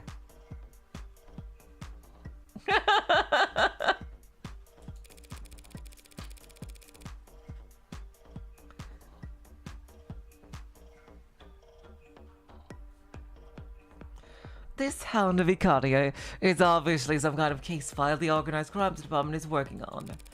Detective London isn't qualified to speak on it. Homicide and organized crimes. Is there that big of a difference? Depends on the career of the witness in question. Detective London, for example, has spent 6 years in the Organized Crimes Unit. He was? You didn't know that? Where are you taking this, Emma? I hate to admit it, but I think I need spoilers as well. If you ask him about this, what's he gonna say?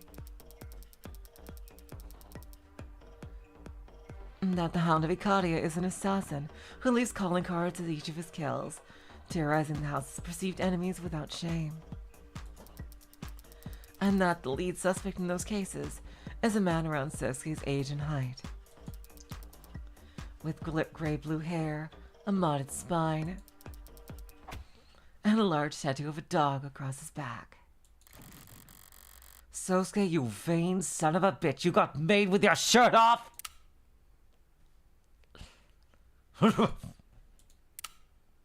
Bless you.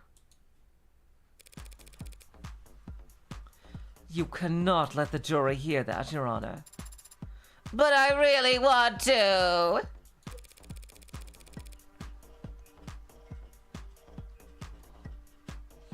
If organized crime wanted to arrest Sosuke, they should have done so already. He's on trial here today for these 5 counts and nothing else. The defense has once again claimed that their client is merely some veteran who's been victimized by greater... The defense has once again claimed that their client is merely some veteran who's been victimized by greater forces. But the police believe that he's in fact the deadliest soldier the Icaria have at their disposal. That's not irrelevant. No, it's just prejudicial as hell. Girls fighting. But obeying the legal precedent. But the tension, the human drama. I'll just be giving a summary. The case file won't enter the record. So you won't even give me the chance to object to the evidence? Your Honor, if you do this, the jury will be spoiled within seconds, and I'll have my client served up a mistrial before the day's through. And some other lucky adjutant will get to have all the rest of the fun. I've severed the jury's feet for the time being. I'd like to hear exactly what the witness has to say before ruling on this testimony's inclusion.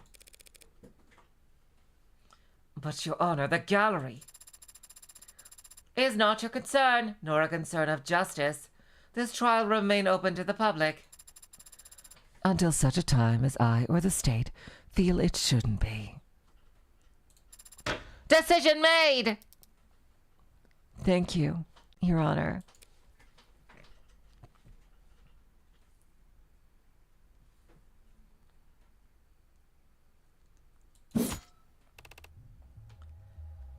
What just happened?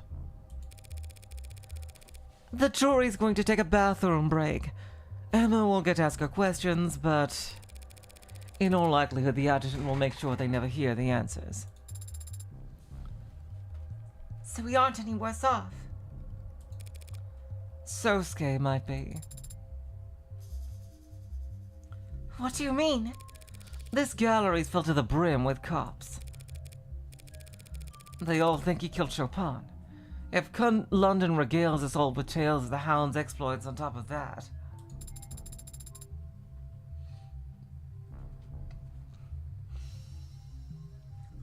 Don't worry, Sosuke. They can't do anything to you here. Because we're in a courtroom. I won't spend the rest of my life in this room, Sarah. And even if I could, I wouldn't.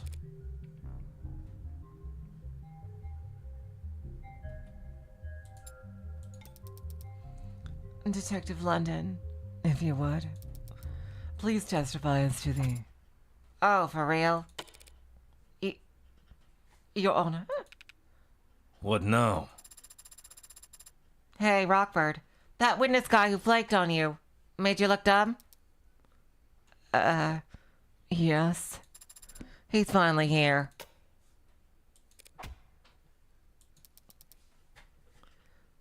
Thank you, Your Honor.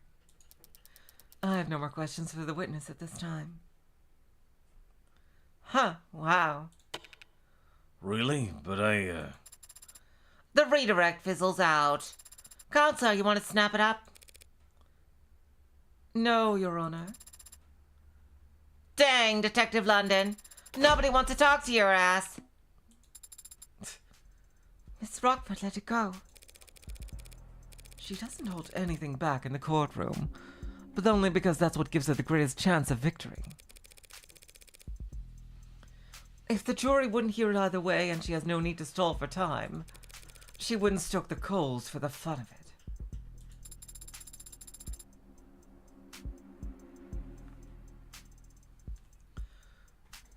So if you hadn't fought against that redirect up until the very last moment... bullet caught, huh? Yeah.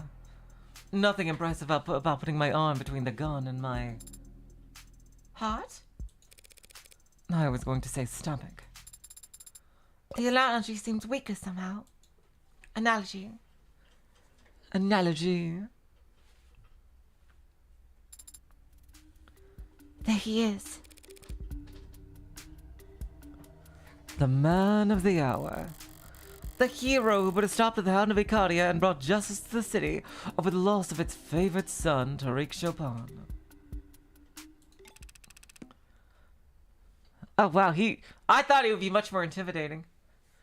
Patrol Officer Rogers reporting for duty.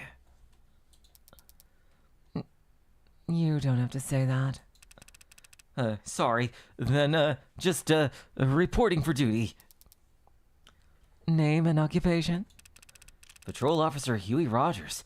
Occupation, Patrol Officer. Former partner of Tariq Chopin. Apologies for earlier. Huh. Okay, yeah, they were clearly setting us up to think that he was the guilty party. But now it really doesn't look like that. Huh. Interesting. I knew there had to be a catch with that. Apologies for earlier. It's fine. The court understands City Council in need of you. When I said my name wrong, won't happen again. Yeah, Meekins, exactly. He's like Meekins, but toned down a smidge, yeah. Exactly, Olga. And your tardiness. What's that? Being hours late to this trial. Did I not set a reminder? Oh, God. Uh, Does seeing him here in the flesh jog your memory at all? No, not at all. I think this guy would be pretty hard to forget. You must have sustained quite the concussion, then. As an appetizer. From what I saw, he's lucky nothing important leaked out of his ears. Shall we begin, Officer Rogers? right, from where? The start. Oh, well, it was a pretty boring, normal night. Me and Chopin were just driving our route, windows down. He was always getting car sick if the windows weren't down. Then around 9:45 or so, my partner heard shots fired. So off we went. What does that mean? Well, shots echo down in the lower wards, so I wasn't too sure about the direction. But my partner was confident that it had something to do with the Blue Bloods. That area is a known hotspot. As we neared the street, we saw people slinking away from it. We got the message. People can sense that kind of trouble, even when they don't know it. Something bad had gone down, and no one wanted to do anything to do with it. Front door wouldn't budge. I peeked around in the alley, but the fire escape was out of commission. Then my partner, shot clean through the door handle.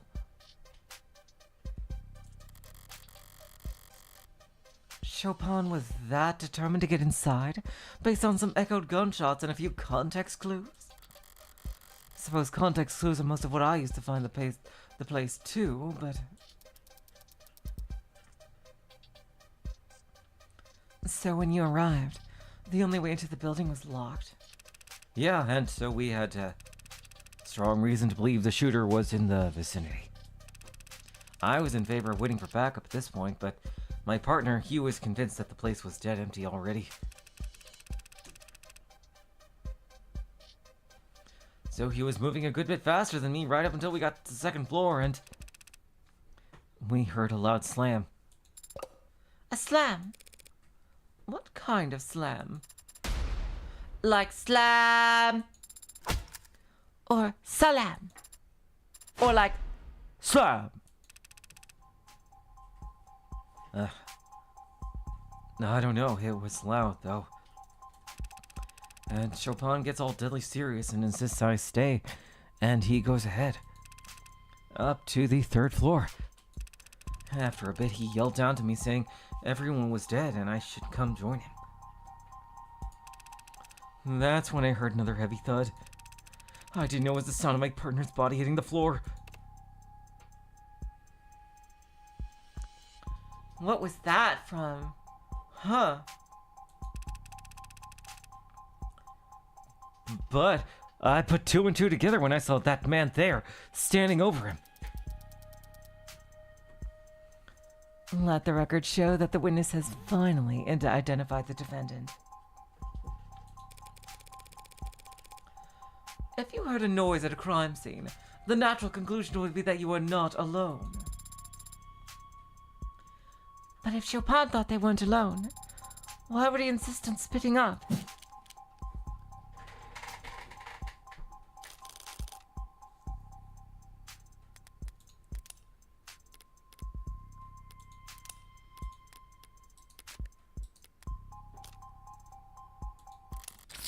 That's it. Chopin must have wanted to split up so they could cut off possible routes of escape. Perhaps I can shed some light on the late officer's actions. With more speculation? With some helpful theorizing. Capped off with hard evidence. Officer Chopin explicitly told his partner to stay behind. And the only reason he'd do that is if he thought it'd lead them to catch an escaping suspect. Why would he think a suspect was escaping if he heard a noise upstairs? He wouldn't. He'd only think a suspect was escaping if the noise he heard was...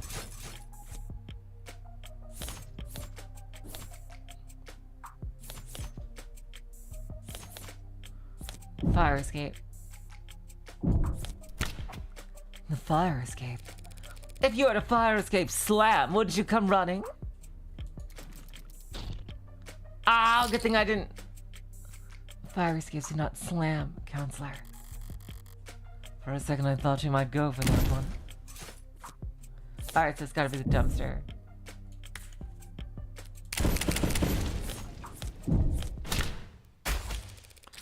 A noise that came from the alley. What kind of noise would that be? A noise like the one I was treated to when Detective London clumsily shut the dumpster out there. Hey, no. It left my ears ringing too, you know? What are you even talking about?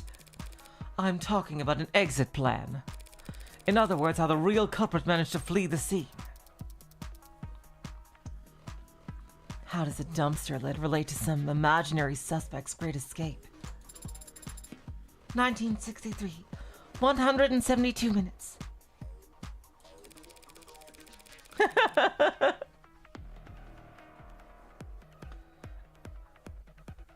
The only way to get from the third floor to the street without going past the two cops clearing the building will be by going down the fire escape and into the alley. A fire escape that's broken. So no one could climb up it, but anyone could jump from it onto the dumpster below. Oh, yeah. I can kind of see it. That must be a dead pixel you're seeing, Your Honor. Were there boot prints on top of the dumpster? A dent in the lid? Well, that's... No? Of course not. So there's no proof, no reason at all to think that anyone jumped down onto it. And no reason for us to entertain this train of thought. Damn it, that's... I've got nothing. Even if there had been damage to the dumpster, I could never prove it was caused by a fleeing culprit. Adonai. I'm thinking. I know. But might this not possibly be the time for you to stop thinking? And instead, flip the go board like you've told me to do before. It's the chessboard! You're horribly misquoting me. But... Yes! Emma says there's no proof that anyone fled the crime scene. But if there was proof of that, what would it look like? Proof that someone was in that room when the police first arrived, but not there when the police got to the third floor. They would have had to take the fire escape if Rogers never saw them. And they couldn't have taken the fire escape without first opening the window. It's been bothering me since yesterday. I was sure those windows were closed when I left, but they've been open ever since the scene was secured. And I can't testify to that.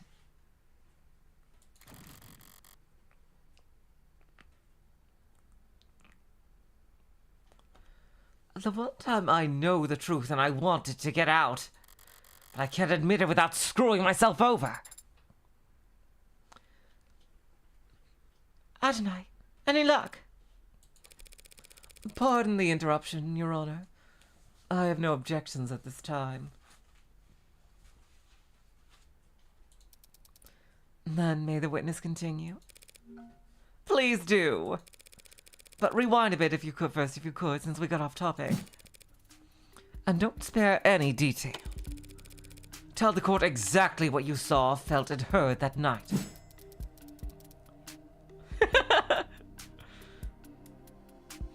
Of course. The witness is a trained officer of our city's prestigious police force. He'll gladly recount every minutia for us. Line by line. Like, every detail? Especially the irrelevant ones. Sir, yes, sir. I did get a little in my head just now. Better listen to this whole testimony at least once before I start looking for any holes. It was a quiet night, but then my partner heard gunshots. We headed for the nearest known worker hotspot and arrived to find the building dead quiet. The door was locked. I checked the alley but didn't see another way in. So Chopin shot off the lock through the handle and we entered.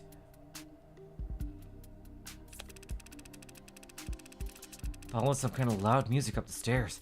Then there was a slam and my partner bolted upstairs.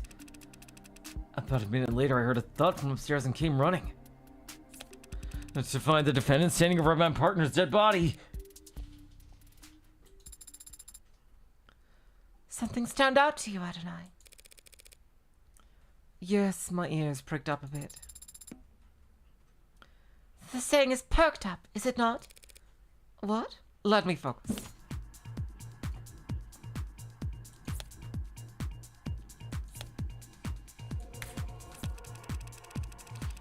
It's a quiet night. I am, see.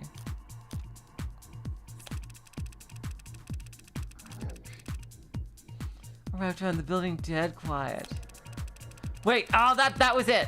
That was it. The dead quiet. That was it. God damn it, I can't go back.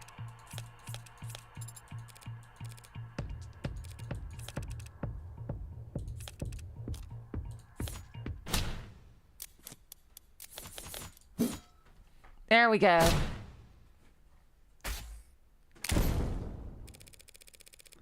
How could you arrive to find the place dead quiet when there was a sound system blaring on the top floor? The witness must not have heard the sound system. As a noisy city, even in the lower wards.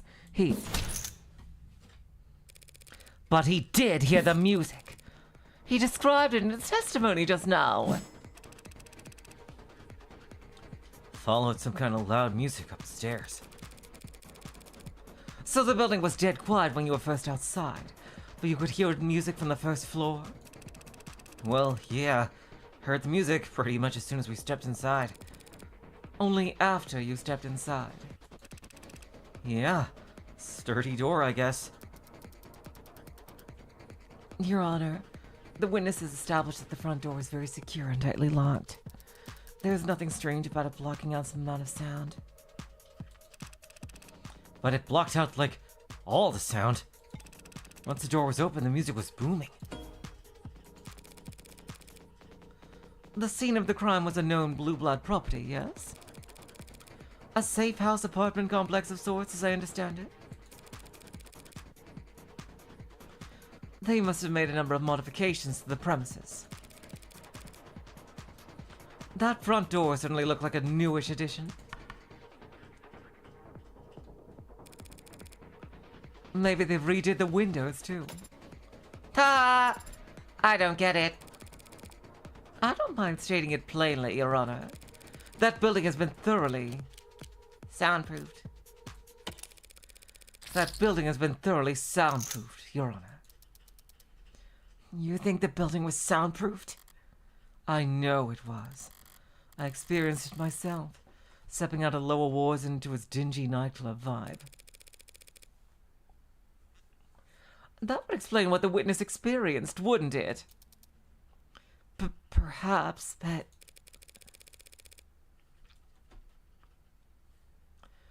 that wouldn't explain the building being dead quiet when they arrived. Not unless the window next to the sound system was closed. Show my hand a bit there.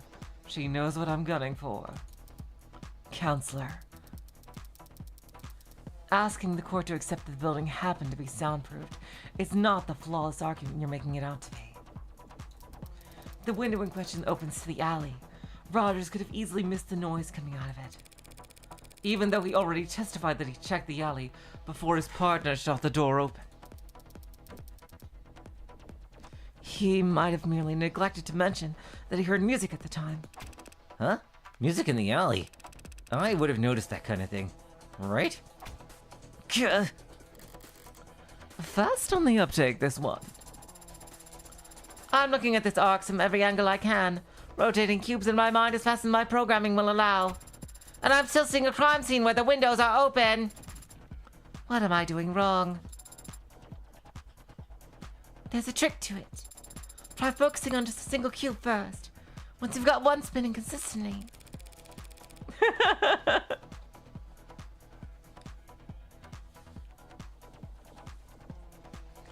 Yes, Your Honor.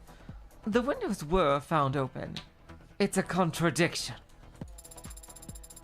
The windows were closed when the officers arrived, but opened by the time Rogers got to the 3rd floor. That means that someone must have opened them.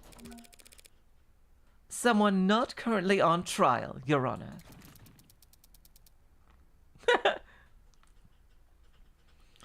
You should stretch before attempting mental gymnastics that intense, Counselor.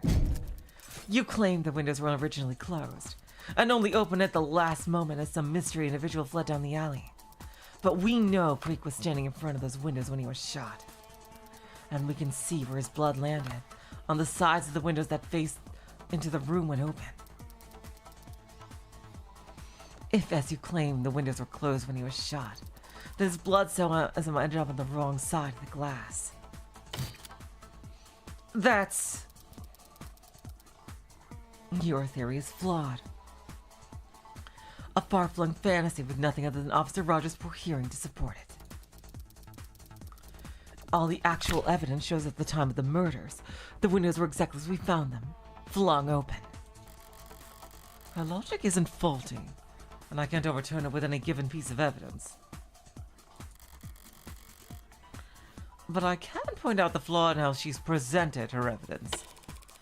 Thank you for the advice about taking full advantage of arcs, by the way. But trust me, there are some things that are best understood by visiting the crime scene in person. What? Helps keep you from getting flipped around.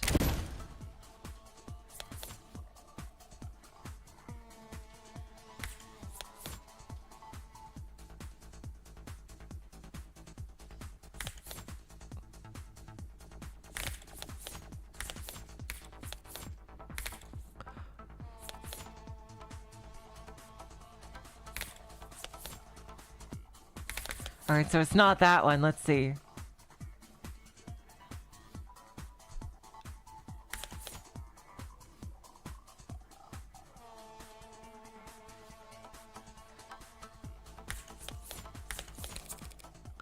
Apologies, Your Honor. I'm just confused. Why is Miss Rockford talking about those windows? As if they swing open.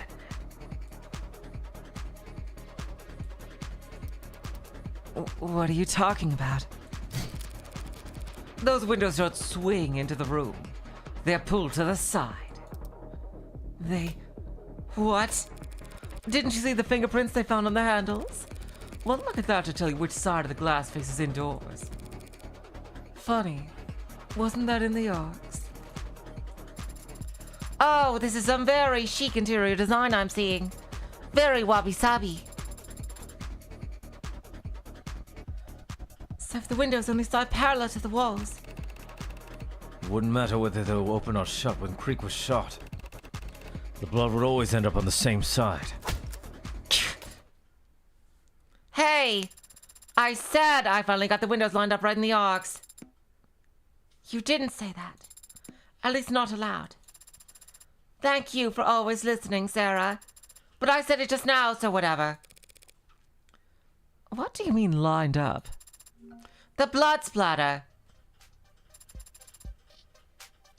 Looks a lot nicer now, doesn't it? Yes. Thank you, Your Honor.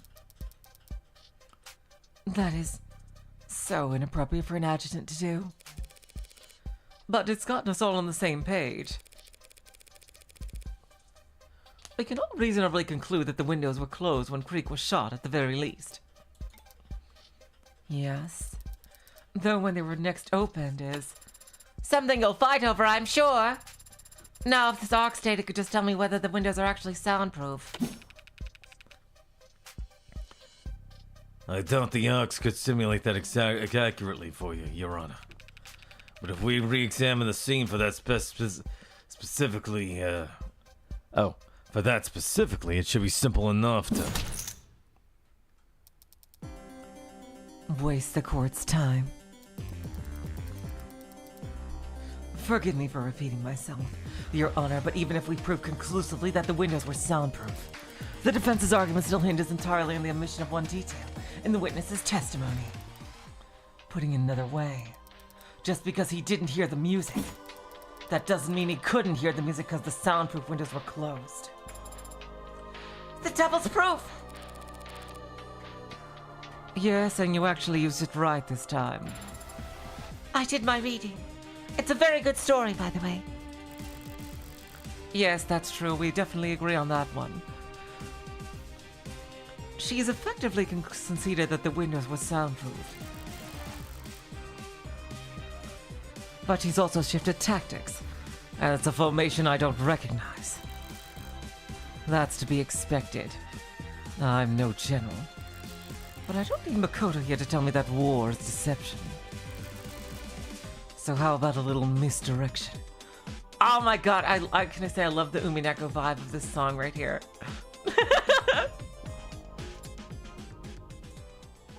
I love it.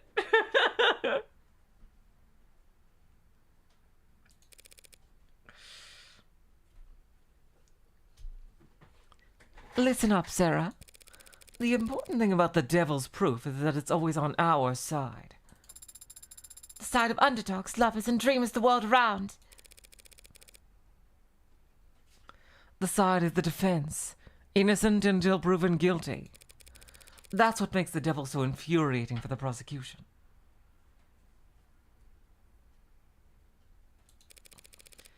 The people make a fair point. The people make a fair point, Your Honor. There really isn't any hard evidence for my fleeing suspect theory at the moment. But the people haven't disproven it either, have they?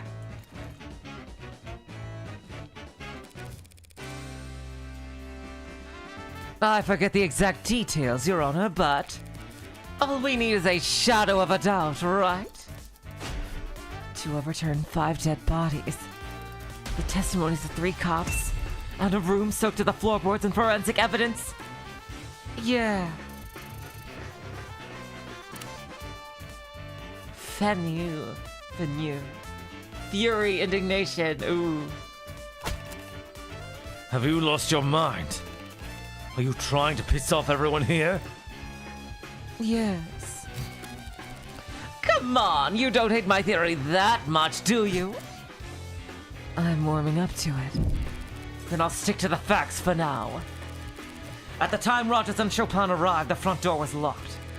The music was still playing at the scene of the crime, even if Rogers didn't notice until stepping aside.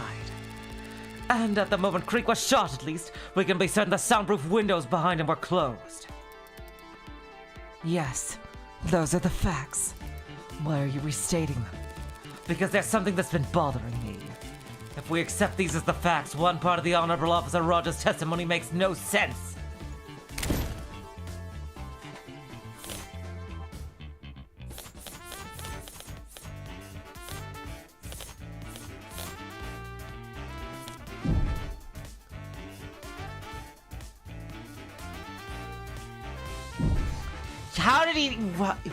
How did he hear the shots? That's right.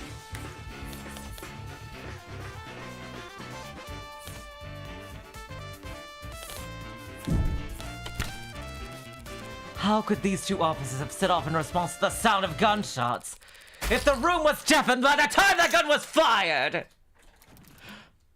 No, you go there. Oh, crap, yeah. Wait.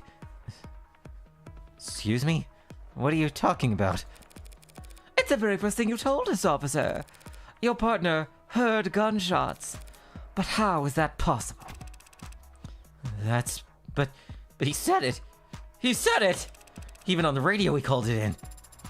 True enough. I can see it right here in the police network's database. 9:45 p.m. Officer Tariq Chopin reports shots fired.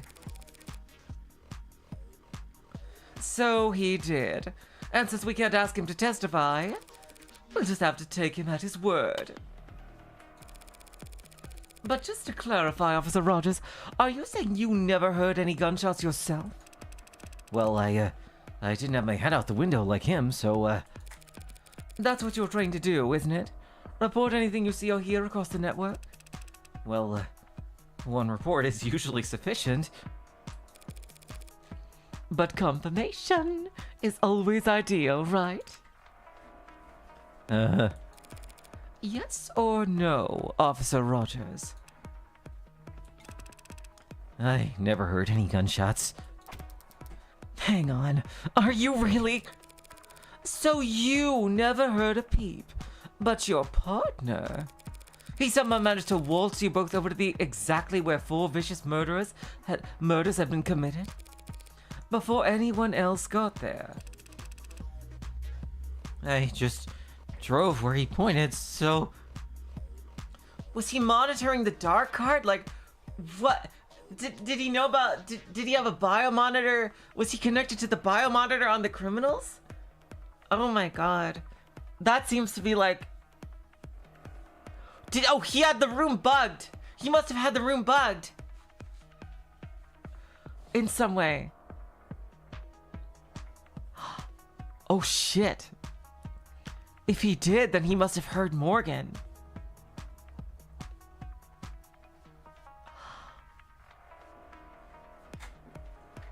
Oh, wow.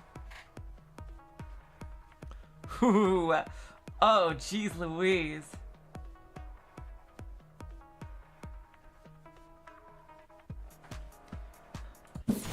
I just drove where he pointed, so... Counselor, you need to be very careful here.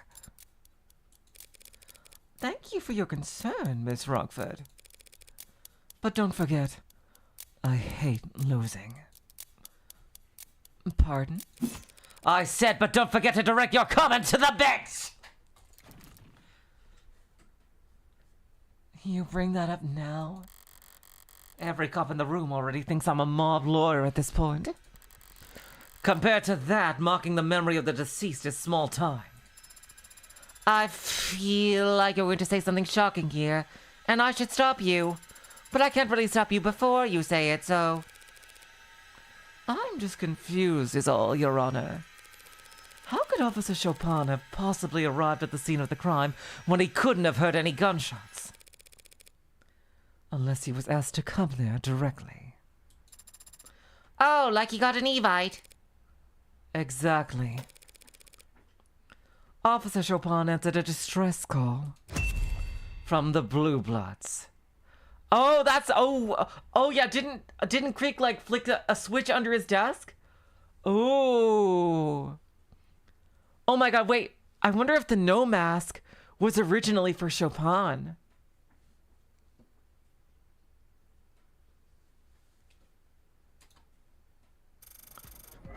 Oh boy. Tumult, commotion, uproar, pandemonium.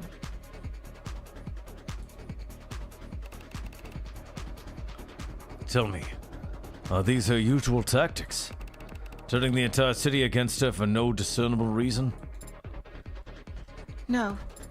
Well, the first time we met, she did technically. Your Honor, the defense is completely out of line. The gallery is pretty poorly behaved, too. You gonna rein this in, or should I? Allow me. Tariq Chopin was an upstanding officer with no marks in his record. You say he was some kind of blue blood pawn, but he had to break into their building in order to enter. And you have the gall to claim he answered a distress call when there's no panic button, no phone records to suggest one was ever sent. True. True. That's all you have to say after posthumously accusing the son of 2 city councilmen of being corrupted by blue blood pocket change. It's a fair point. Chopin was the son of 2 city councilmen and by all accounts, a dedicated police officer. He wouldn't work with the Blue Bloods without an unusually strong motive. The kind of thing that would make the headlines. What are you?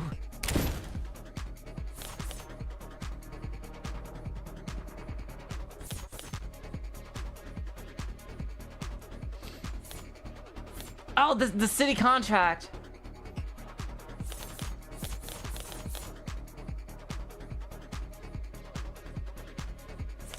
Oh, the city contract for the mercenaries. He wanted to protect his parents.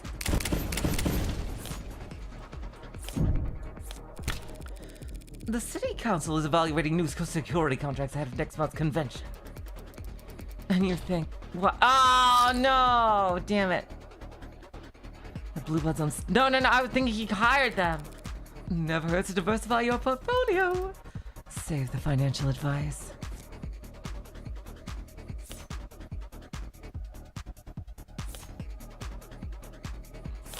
Alright, so it's gotta be the cereal moment. Really? I thought he was planning to hire the... Ah, jeez. Huh.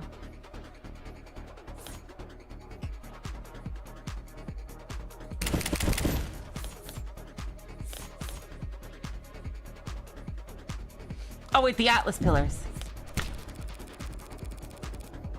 Officer Chopin would never compromise his well-documented morals for anything less than an earth-shaking opportunity. Yes, Counselor. This family is very well off. What could this earth-shaking opportunity possibly have been? How about a donation to his parents? What? Sidebar for a moment. What? How are you all thinking about voting? Oh, don't get me started. I'm a political junkie. What are you? Sorry, on the ballot measures specifically. Huh? Am I the only one who sweats over this stuff? Maybe it's old-fashioned, but I was hoping to hear some diverse, nuanced opinions on Proposition 492. Wait, but that's the... funding of Atlas Pillar rejuvenation projects. I think it's a nice idea. Bringing prosperity to the lower wards, literal stability to everyone above them. And of course, the mother of all paydays to anyone lucky enough to own the land it'll require.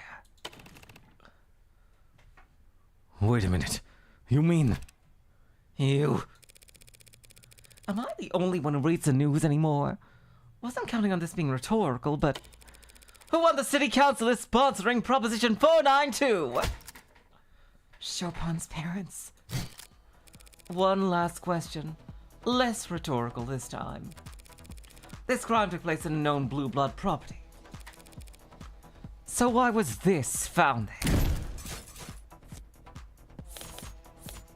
Red ink. Highly confidential red ink documents were found underneath Chopin's corpse. They're almost entirely illegible by now. But you can still make out a reference to P492 right here. That struck me as odd. Reinforcing the canopy. A state construction project that massive in the lower wards would mean...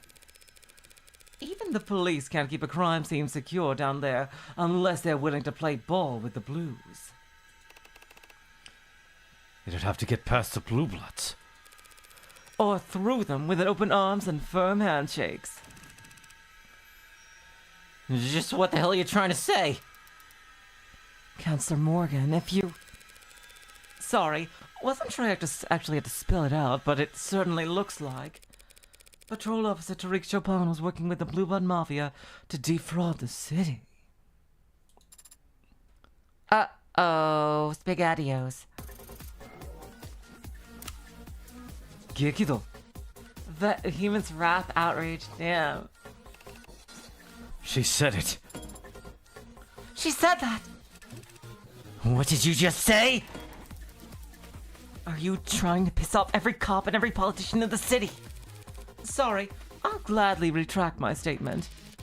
That is, as soon as any cop or politician or prosecutor can explain to the court how Tariq Chopin was able to arrive at the crime scene that night. We all know damn well he never heard any gunshots. It is a bit of a pickle. What have you got for us, witness? What? I don't know. He had good ears or something. Or good intuition or whatever. Your Honor, the simplest explanation is that Officer Chopin was tipped off by a CI that he had neglected to inform his partner about. Hey, Chopin wasn't A patrol officer with secret criminal informants that he'd hide from his own partner? That sounds horribly corrupt. And you called my comments inflammatory? corrupt. You've got brass, all right. That's real rich coming from a mob lawyer defending the Hound of Icaria!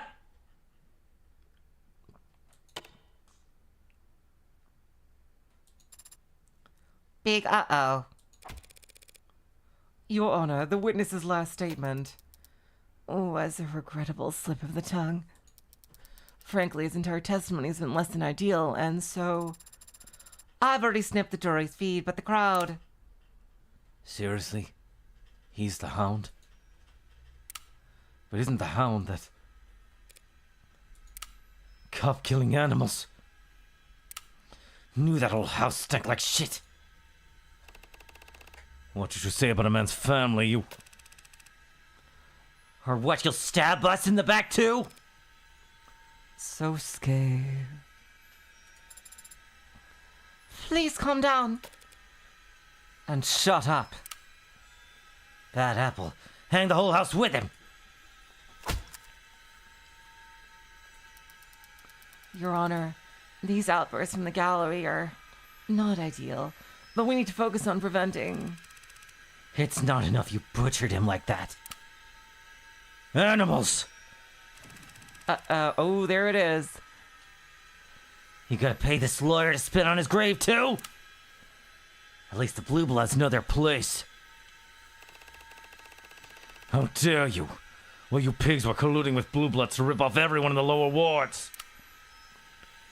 Better a Blue Blood than the piss running in your veins! Uh-oh.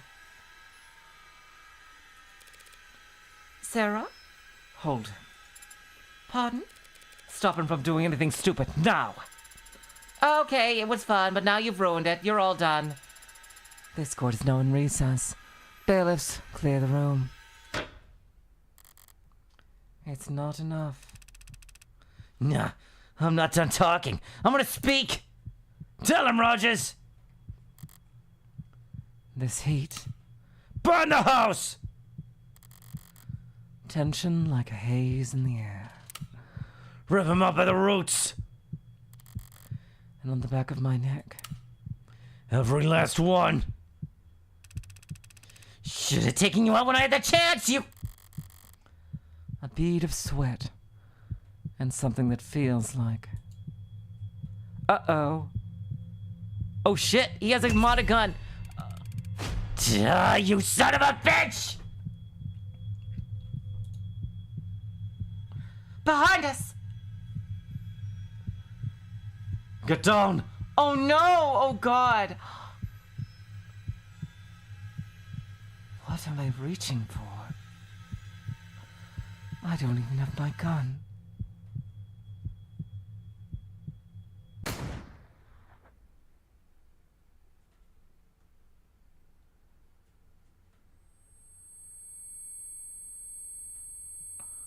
Oh shit! Oh wow! Oh my God! Who did he shoot though?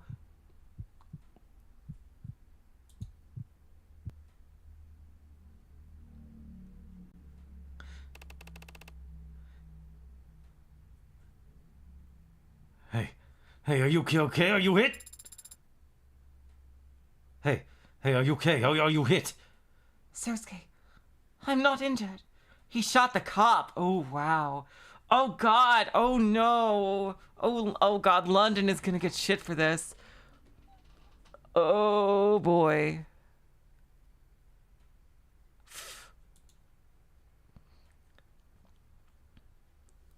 The danger's gone. The heat of the moment replaced by a chill of a cold sweat on my lower back. But why did you push me down? What? What do you mean, why? Why did I... I take my time turning back to trace the bullet's trajectory. Vaguely, I'm aware of the stomping feet as the crowd rushes to the exits, but the sound is far away. Reflexes. Sorry. You all right there, ma'am? I'm fine, Detective. Thank you. For a moment, I lock eyes with Detective Kasim London. In that instant, I recognize the nameless flickering across his face, cold and sharp like frostbitten furs. Nameless. We don't need a word for it, because we only ever see it once. At the very end.